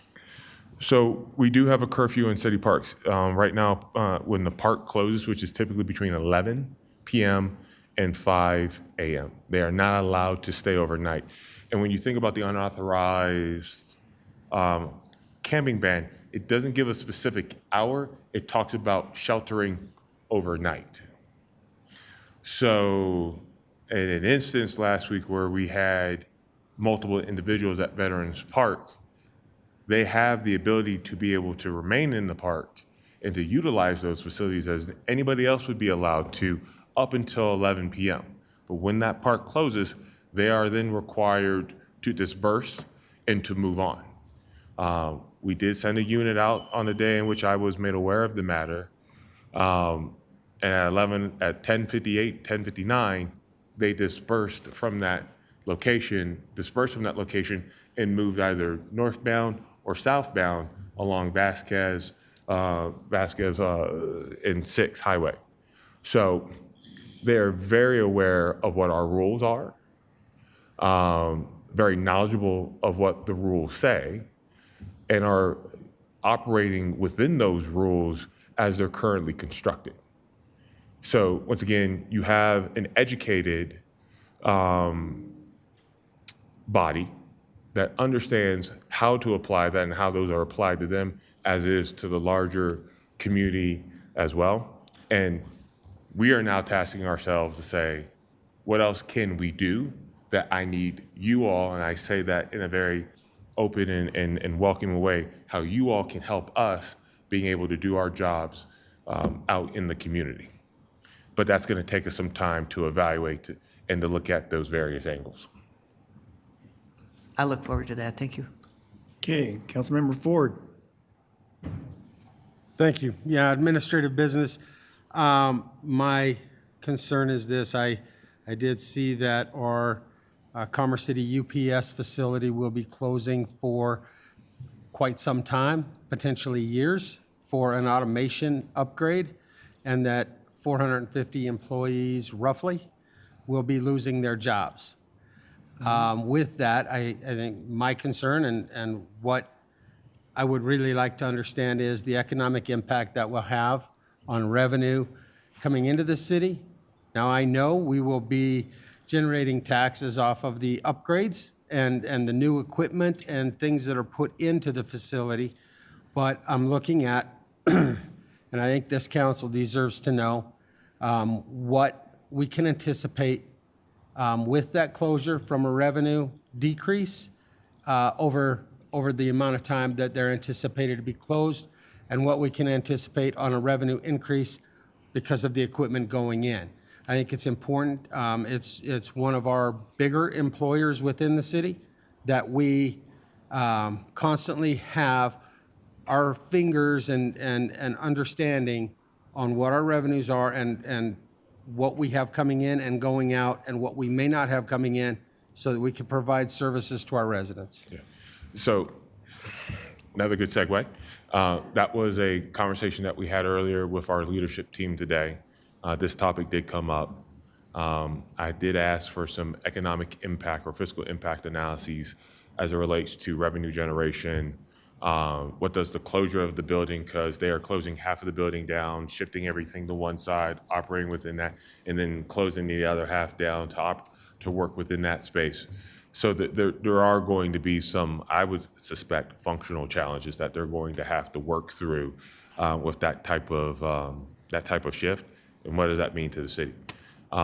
We will do our best to kind of get, I want to say, not best guesstimates, but figures that we are confident in as it may relate to sales and use tax, both positive and negative, and just I think that the general sense, what does that look like from an employment perspective for one of our the major employers that we have in the city today. So. Thank you. I would just ask that you keep us updated as you get information so that we're aware and can plan ahead of time for what are dollars available for doing improvements and things so that we can, as a council, prioritize some of our needs. Thank you. Yep. Yeah, thank you. Councilmember Teeter, did you have something? Yes. First of all, talking about the homeless situation and the motorhomes and stuff, I got 2 different reports from businesses downtown Derby that said they don't know what you guys are doing, but they appreciate it. And they said things are looking a lot better down there. But I have another question, though. You were saying call 311, or would it be better to go through the access or the c3.gov access? Yeah, I would say your most advantageous. So there's 2 paths I think that you can take, right? There's one that's more about pathways of diversion. And when I say pathways of diversion, that's through our community well-being team. Right? They're the first ones that come on scene. They try to offer services. They try to help move people along by getting them vouchers or getting them from point A to point B, right? Diversion is a great encouragement with trying to, assist and help with vacating various public properties, private properties that our CWB team deals with, right? And then there's the other arm. There's the criminal and/or civil sanctions or warnings that can be offered by our PD. I always say it's very dependent upon whether or not the situation that is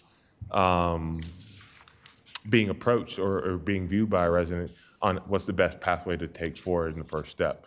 And we've tried to establish a policy that lays out what, if you come into that scenario, who's best to reach out with. Mostly it's going to be with CWB, but sometimes it may be a more immediate response necessary with our PD team or our community response team. That is a culmination of a number of different departments that go out to assess whether or not there needs to be a public cleanup, whether or not there needs to be notification of a 72-hour violation, or trying to offer those diversion pathways or services to those members of the community.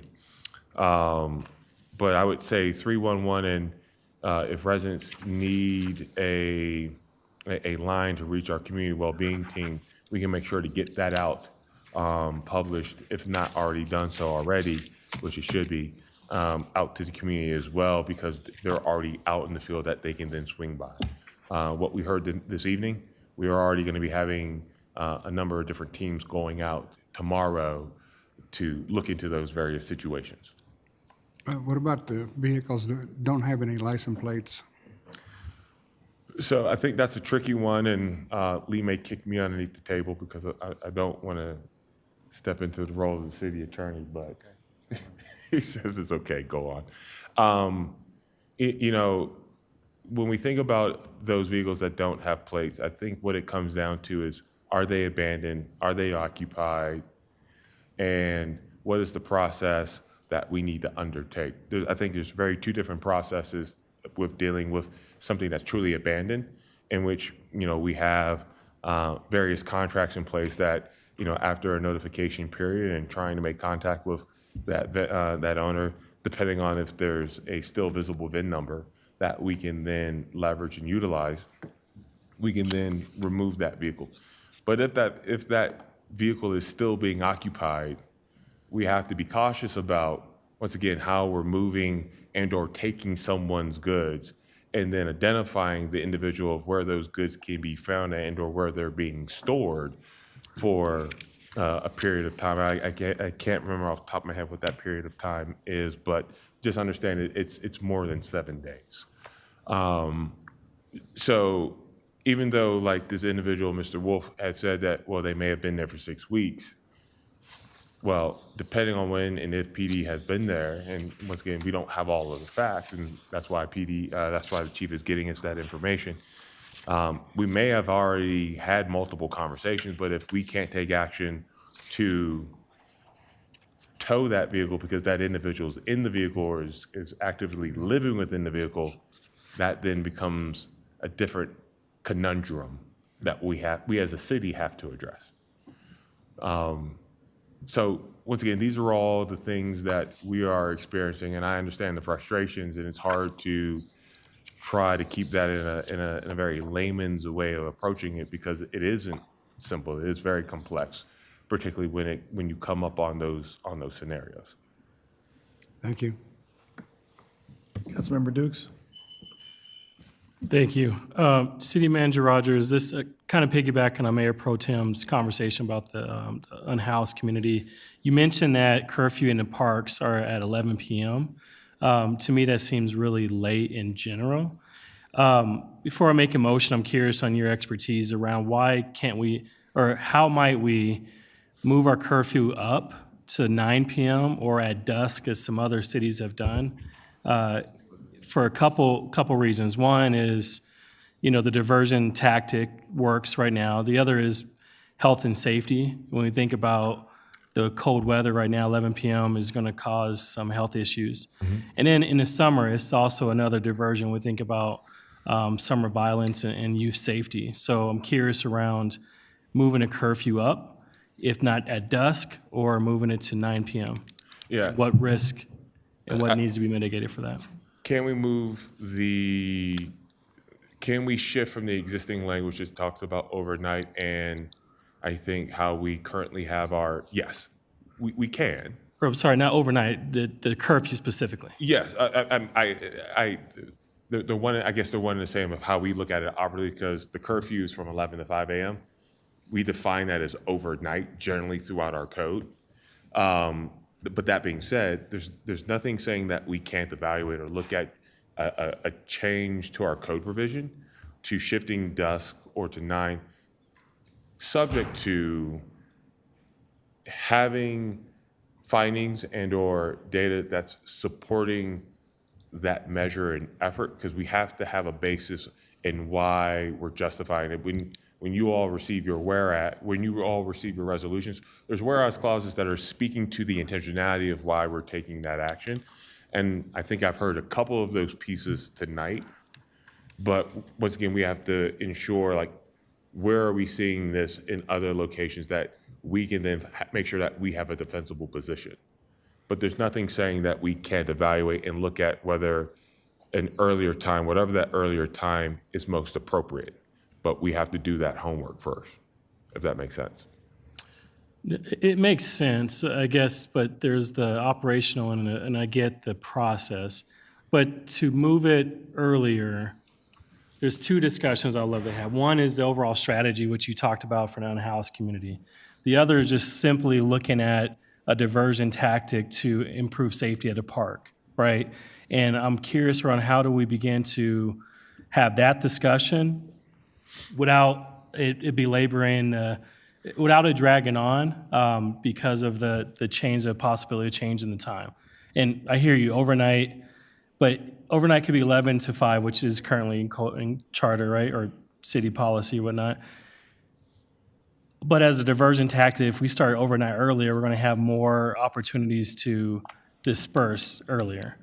City Attorney. Yeah, so I think the question that I'm hearing is, so Section 7-1004 is the closed areas curfew language that currently lays out the 11 p.m. to 5 a.m. If there's interest in this council in potentially changing that, certainly could do it. It would, as I think you're understanding, could be a code revision.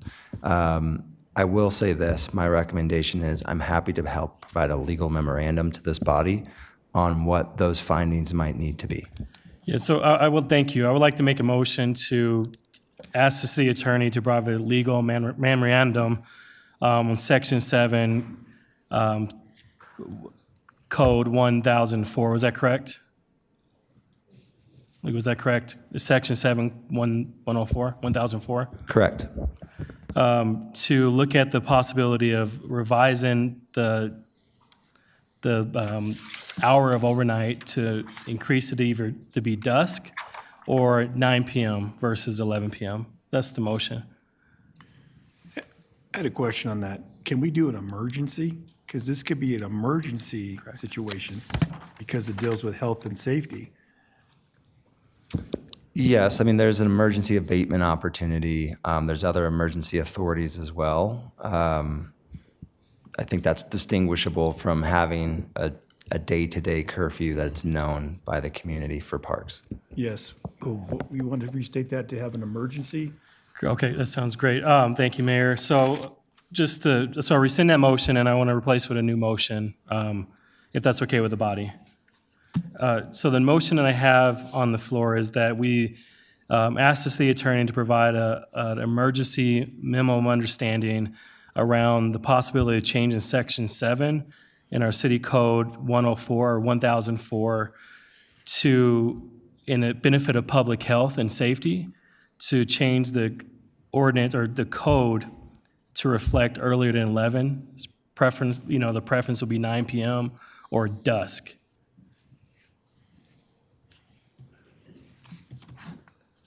Okay, Councilmember Kim? I'll second that. All right.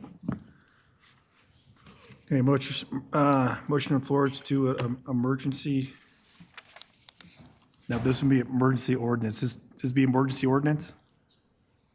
No, I think it's a memorandum to, I don't want to speak for the council Emergency member. memorandum. Go ahead, restate it. Yeah, so the clarification is I'm hearing that you would prefer a process to look at the data and figure out what needs to be changed. So if we did emergency ordinance, it doesn't give you time to do that, correct? That's correct. I think what I would lay out in this memo is what your authorities are currently, what your emergency authorities are currently. So you may not need an emergency ordinance. Okay. And if there was an interest from this body to revise the curfew that's in the existing code, an explanation of what due diligence would need to take place. Okay. Okay, So good. that's That's it it? clear? Okay. So, or what do you want? Yeah, go ahead. Oh, sorry. Sorry. So the motion on hand is that it asks the city attorney to provide a minimum understanding around Section 7, 1004 in our city code to provide guidance around if it's emergency needed, if there's possibility to change the curfew earlier, and then help us set direction on a potential ordinance change. You okay with that, Councilmember Kim? Yes. Okay.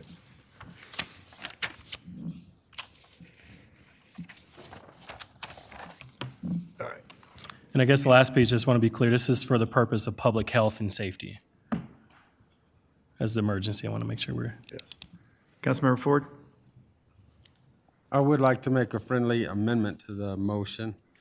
If there are no rebuttals on it. Because of daylight savings hours, I think that creates another problem with time. And I would prefer it to be, instead of 11, dusk to dawn, from a safety perspective, given daylight savings. It gets dark at 5 o'clock at night now. And with the time issue, I think we forego some of the safety needs. So that's my friendly amendment. I'll accept that.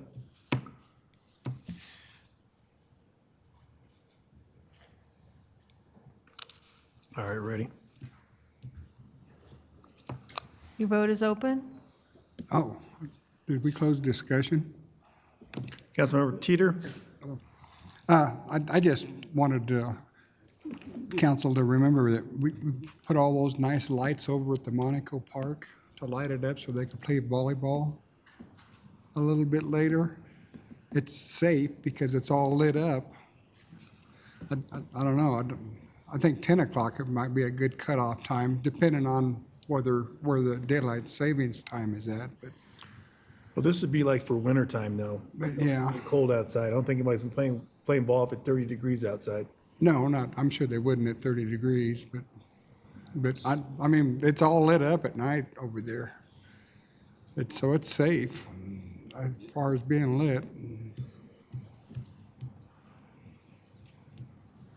I hear you and understand the concern of but that's my initial thought process. That's one park, which is a beautiful park. However, I think we're at an emergency point where we need to figure out an approach for diversion for health and safety.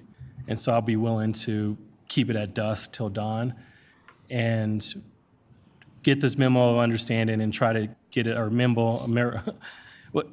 a memo from the city attorney, and then we can have that discussion around if we need to tweak it at that time. Okay. Okay, we're ready. Sorry about that. Your vote is open.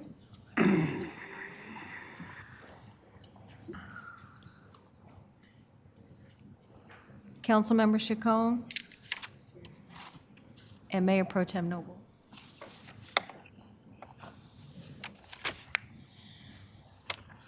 Okay, that passes 9 yeses unanimously. All right.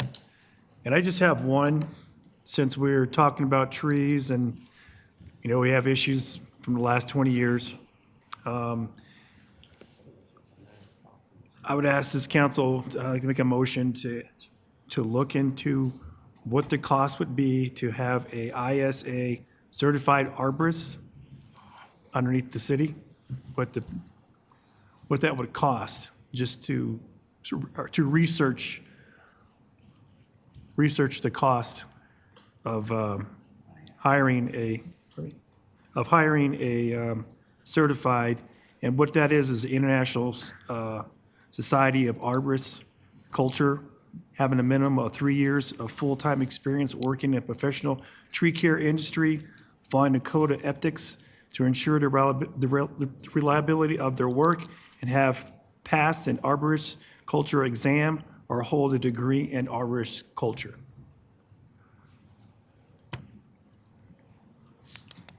So that's my motion is to, Mayor Pro Tem? I'll second that.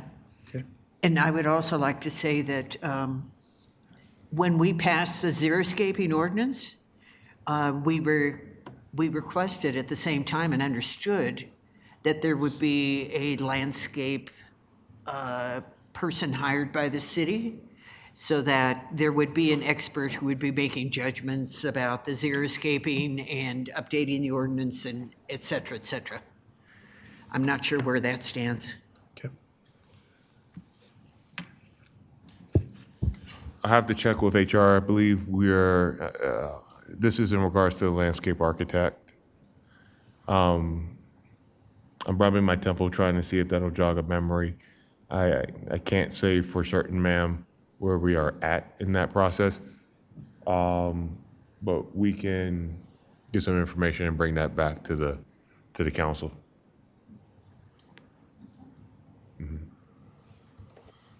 Okay. So my motion is request that the city manager look into hiring a ISA certified arborist, what the cost would be. I think what may be more appropriate, Mayor, is to research the cost and then for staff to bring that back. Just giving the decision-making around hiring of staff. I understand there's a desire and a need for an arboretum program and how best to accomplish that. And I think we can definitely bring you back what may be the best available options in order to do so. Okay, so you don't need a motion for that then? I don't believe I need a motion for that. I think it's clear from what I've heard from this council about being able to share some of that research, and I'm good with being able to do that. Okay, okay, well, I'll recant my motion then. Councilmember Teeter? Yeah, I just wanted to report Parks and Rec have been working on more trees in parks, and I understood that they hired more arborists, and they're sending our people to arbor school to learn more about it, so. I think he's going to find out if we do or not. Mayor Douglas, council members, we do use an arborist for all of our parks-related projects, so they do inspect the trees on all the projects.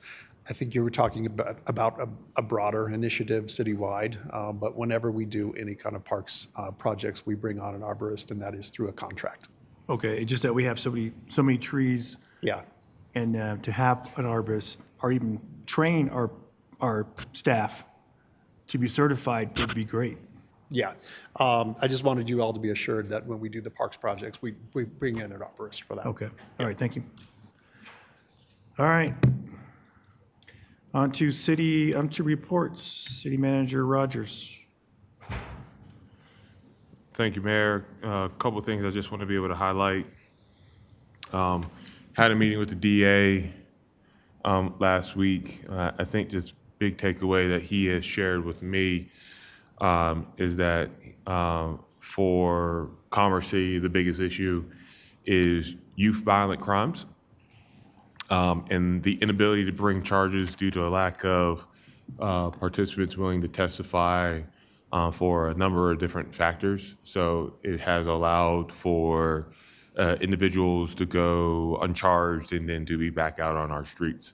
So it's caused issues, but that's primarily one of the biggest issues that he is seeing as it pertains to Commerce City and how that flows up. He did express some excitement about our drones as first responder program. There's a lot of municipalities that have drones that use them for a number of different operative functions, but none that use them as first responders to calls for service, whether it's priority 1, 3, 9, or 2. And we are going to be the first of our kind in the Denver Front Range to be using drones in that capacity. So obviously there's a high level of interest there. Because that helps to give, evidentiary weight when it comes to those matters that come before him. The other piece that you all gave direction on, and we've been working as a team for the last 4 to 5 months, has been the alternative development infrastructure funding analysis. We're getting to a place where that is almost complete. That's looking at, once again, GIDs, other improvement districts that may be able to serve as a solution or an alternative to metro districts. What we have been able to find is there's a number of different options for municipalities, such as public improvement districts, so your PIDs, and your local improvement districts, your LIDs, but those are primarily used at the county level, and they're formed and managed differently depending on that district's intent or aim. I think the initial analysis of what we're finding based on the application of the various improvement districts is that outside of special districts, which have a very different structure and assessment application, none are really being viewed as a viable option to metro districts. And I think the reality is this council at some point in time is going to need to have a very follow-on conversation about the realities of where we stand with respect to infrastructure cost, participation in that from the means of partnerships with existing metro districts, what that looks like, and/or the formation of new ones with the amount of research that we've done. Our analysis will be complete here shortly. I think we're shooting to try to get that done here in the next couple of weeks. It still requires some external review so that we can get it to council, but I would recommend that you all need to have a conversation on the matter so that my staff and I can get direction on what is next. Because right now, there's not much that we can do with respect to giving direction to the development community. So, next item that I shared with you all was the residential commercial development cost analysis. Obviously, you all received that report last week, and I suggested that we should also have a discussion there because I think the additive aspect of increased cost, infrastructure funding, and then obviously the development review process that is always a continual improvement process is something that I think right now are hurdles that are putting us at a economic development competitive disadvantage. And I think we have to look at that in the comprehensive aspect and not in the necessarily the silo or a narrow lens of how we've been looking at them piece by piece. If you put them all together, what's the impact? And I would say it probably would be best to maybe have that conversation after the developer council meeting that you all are looking for, because you'll be able to hear it from the horse's mouth as well about the impacts associated with some of these measures that we've taken up. Streetlights. I wanted to take a moment to talk about streetlights. And the reason why I talk about streetlights, this was a very robust discussion that occurred at the public safety meeting last week. And I wanted to provide some clarification on some of my statements and some of the information that I've since received from our staff. While we do not control the facilities, we do have a standard as it pertains to spacing, which is an engineering standard within our engineering and construction standards within public works. And that standard is that they are required to be 1 every 300 feet, alternating on each side of the road. Right? So 1 every 300 feet. Now, in application of that, what we're seeing is that the provider is installing as much as they have in stock due to supply chain delays and or their ability to be able to construct as it pertains to the number of households. We do not hold up development if they are unable to get all of the streetlights, knowing that they have a surety to be able to come back and to make those improvements and to put those into our rights of way. We do have a general reference to streetlights. We don't talk about quantities or numbers within our DA, but we just make high level reference to it. I say all of this, and in particular, that we have franchise agreements with all of our various providers, Xcel, United Power. I haven't been able to dig into the Xcel franchise agreement to understand length of time, because the franchise agreement is an opportunity where you can be a little bit more particular about some of these various requirements and installations and/or terms and conditions that may be able to benefit our community. But our franchise agreements run for a 20-year lifetime, a 20-year lifespan, excuse me. So, for instance, our United Power runs through 2031. So it's a period of time that we won't be able to get back underneath the hood on that, but we do have standards that we try to, or that we don't try to, that we do enforce with respect to that being placed on our various engineered drawings. I'd like to be able to share with you, obviously, Colorado Boulevard construction is continuing. The water line on the east side of the road was installed. I think some of us may be aware that there was a T-bone accident or collision this morning at 72nd in Colorado. That is a four-way stop controlled access point.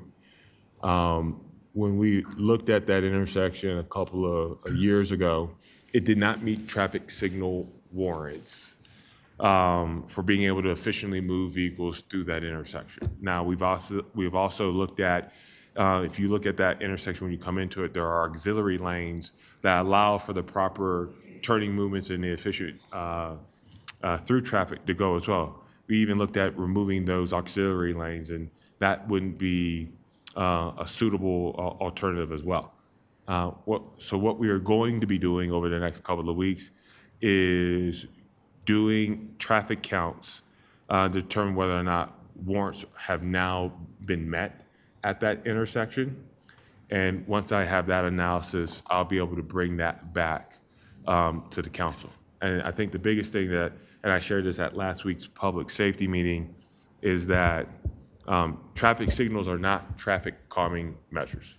The purpose for traffic signals is to efficiently move vehicles through the intersection.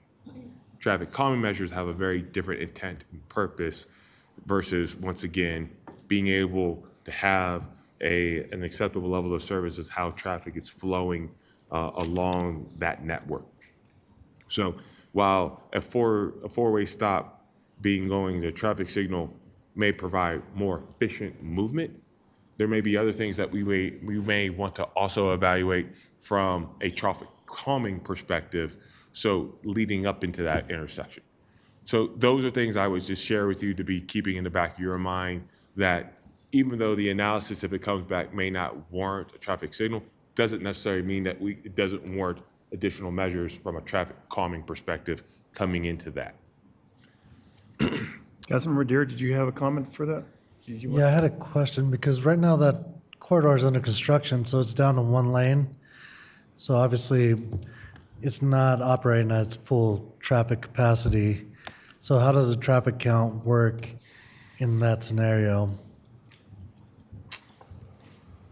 I'm gonna leave it to the expert on the exact details. You're right, that might affect the traffic count. So we want to it's been 2 years, so we want to get the traffic counts right now. That might affect it, and we might have to take counts again once construction is completed if warrants aren't met right now. But given the fact that it's been 2 years, we can also look at, there's multiple aspects to a signal warrant, not just volumes. So accident data is going to play into that as well. We've had 2 accidents in the last 4 weeks, I believe, so that's a pretty high incident rate. And we think it's important to do the full warrant analysis now. And then we also have, close to 400 units coming online here pretty soon. Obviously, those aren't contributing to that traffic count yet. So are those being taken into consideration? Yeah, actually, the developer took that into consideration in their traffic study, and that didn't meet the volumes that would trigger a warrant.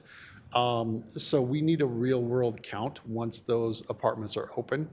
But again, we want to do the full analysis right now, because there may be other aspects of the warrant study that will meet the requirements to put in a signal now. If it's not met right now based on volume, we'll just keep taking counts once the apartments open and once construction is settled so we can understand what the true volume looks like at the intersection. And then the other question is, it's not really truly a four-way stop sign, right? Because there's 3 lanes, north and south, and then there's 2 lanes, east and west at each point, right? So you're talking about like a 10-way stop sign when you have all the cars arriving at the same time, right? Sure. So how does that work? Yeah.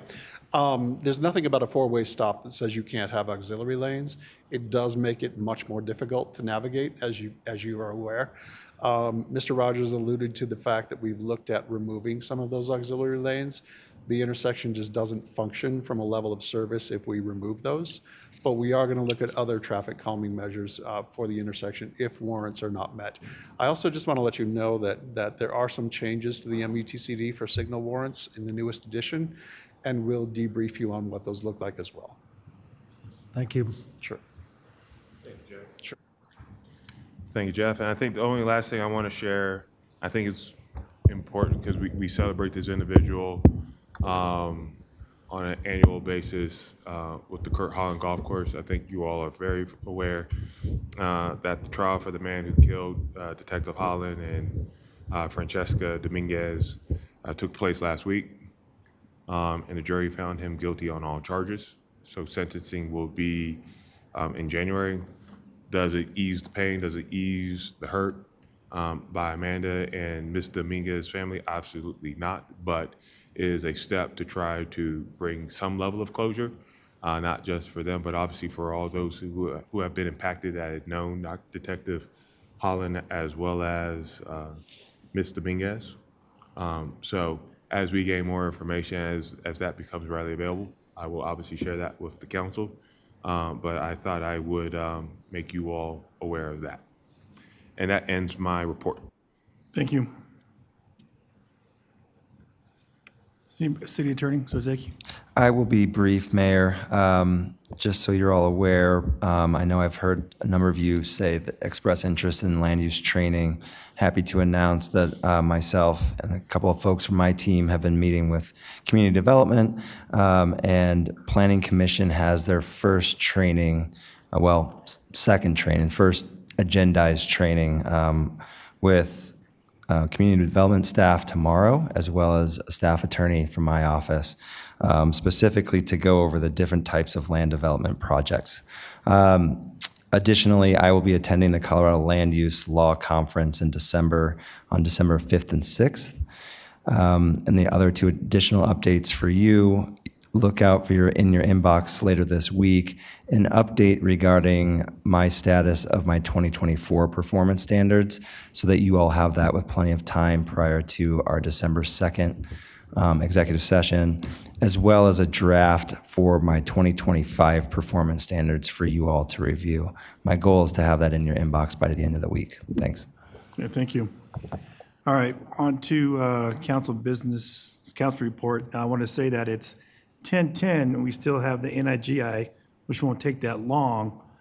So I just want to start out here by thanking Mayor Pro Tem for filling in for me while we went on to the NLC Fall Conference. I want to extend my gratitude to the residents of Commerce City for allowing me as mayor and 4 other council members to attend this year's NLC Fall Conference along with our Youth Commission. This year's conference celebrated 100 years of strengthening cities and making a century of impactful work for an NLC.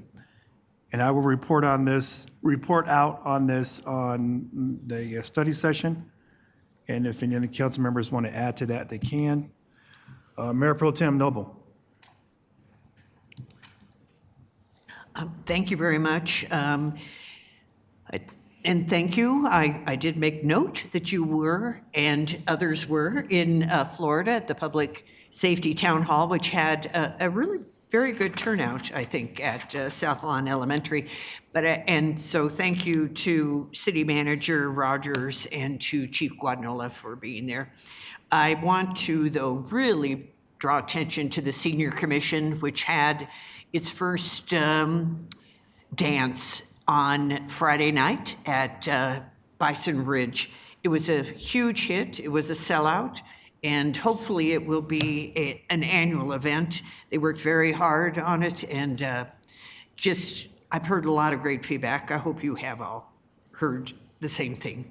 That's it. Thanks. Okay, Councilmember Ford. I'll be quick. Just today is a special day for me, and I know it is for a couple of people in our community. I want to say happy birthday to my mom. I don't do that stuff often, but it's Mom.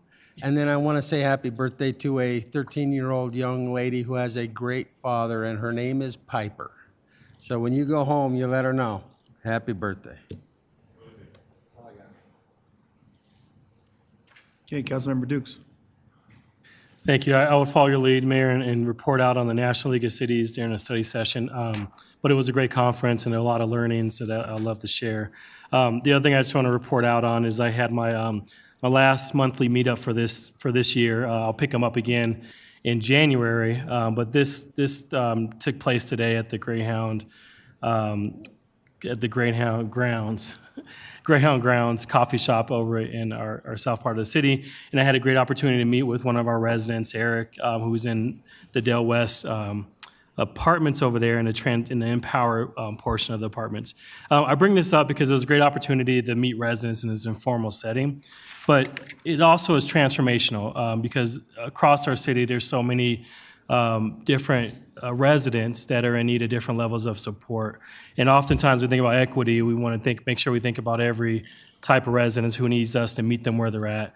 And today was a story where Eric got to share his personal story, share his highlights, and also his challenges he's experienced over a number of years, ranging from in and out of treatments and facilities, and really some ups and downs. And just thankful to have those units there that help people like Eric get on their feet, him and his wife and their young child. And also Eric provided some suggestions that I'll just share, and I shared this with City Manager Rogers earlier, so it's not a surprise, but he mentioned just the idea of having additional bike pumps and bike repair stations around the city. This is not just for every resident, but also for folks who rely on bikes to get across the city, and right now we don't have just bike pumps and repairs, so they sometimes lead to stealing things from the businesses. And so his idea was around if we had some wrenches and had some things that are easily accessible for residents, some petty theft may not happen. The other piece he mentioned, and then City Manager kind of mentioned this earlier, around the increased presence with drones. And in his experience in other cities, they use drones, not how we're using it for emergencies, but for EMS, but for police presence. And this was a way to help as a divergence for petty crime and things across the city. So he recommended we continue to expand our services for technology as well as for enhancing our police presence.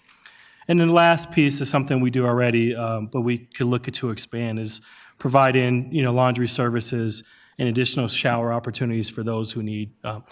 This conversation just highlighted the fact that the presence and how you show up in different spaces, often you get one chance and one appearance to, unfortunately, people judge a book by its cover. And so if we can give people an opportunity to show up with clean laundry and additional showers and needs and think through the work we already do, but I wanted to make sure I named that as this was a great discussion with one of our residents that's often not heard. So with that, I yield my time. Thanks. Councilmember Kim? Thank you, Mayor. Just a few things. I had a coffee with Daniel Frank, one of our developers there for Settlers Crossing. I heard Mr. Rogers speak earlier regarding having a conversation surrounding both commercial and residential, and what impacts do we have on our city. I'm going to let the council be made aware that at some time in the near future, I will be requesting a draft ordinance to repeal the moratorium, because I do believe we already have the measures already in place that has been worked on for several years, and we'll just see where the vote goes that night. A couple other things too is Had a final deal with regarding the Wild for Life triathlon with the staff. Really appreciate the staff and everything they've done for the past 2 years. As a triathlete, I feel one way, but as a council member with funding, I feel a different way. So kind of what I've advised pretty much the staff altogether is that I think we're good. This won't be occurring again next year. I will not be bringing it up again because again, I think when I look at revenue losses and the amount that was spent on it, it kind of hurts my heart a little bit. So I, again, just want to say thank you to the entire staff, everyone who's been a part of that for the past 2 years, for allowing, for having something of that magnitude occur in our city. Congratulations to Adams 14 regarding the passing of the bond and mill levies for 4A, 4B. Now it's time to get to work. From a local perspective, I will also say congratulations to Gabe Evans for District 8, who's our U.S. representative. District 21, Daphne Janae, Michelson Janae, our state senator. Manny Rutinell, even though he ran unopposed, and our District 2 Adams County Commissioner, Kathy Henson. Congratulations to those that were the incumbent and also new into the seat. That is all. Okay, thank you. I was going to say that, but I appreciate you bringing that up, Councilmember Kim.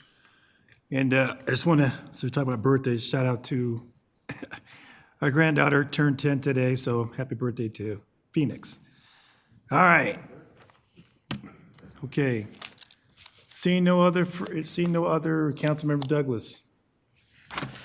You forgot our oldest granddaughter, Sanai, who turned 18 yesterday. So we 2 birthdays in a row.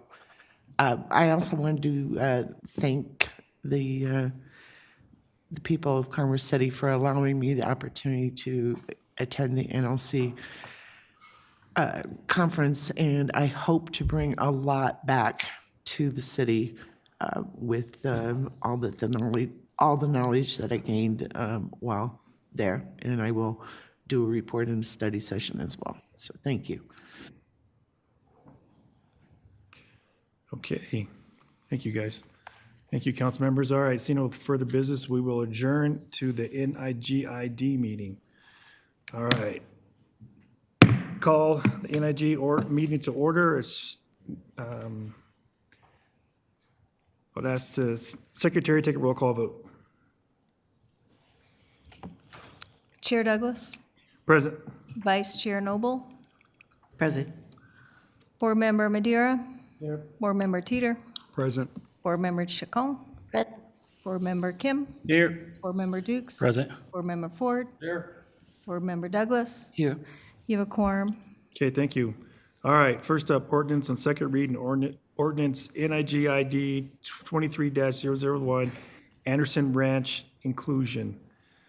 I will ask those who were not, I didn't ask this earlier, but I will ask now, any council members who were not there at that meeting, do you feel you have read and understand what is before you to take a vote on this matter? Yes. Thank you. Councilmember Dukes. Councilmember Chacon? Okay. All right. Are there any questions for staff? Okay, I need a motion and a second to approve ordinance NIGID 23-001 on second and final reading. Councilmember Kim. So moved. Councilmember Dukes. Second. Okay. Any discussion? The motion on the floor is to approve ordinance NIGID 23-001 on the second and final reading. We'll ask the secretary to take a roll call vote.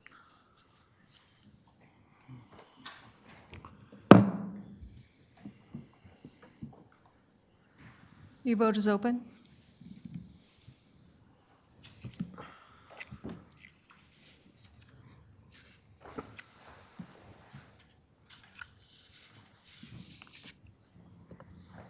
Okay, the passed unanimously with 9 yeses.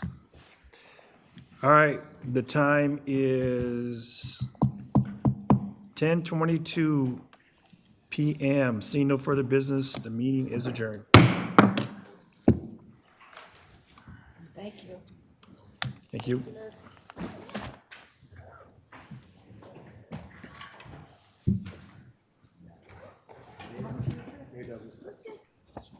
Oh, thank you. Appreciate that.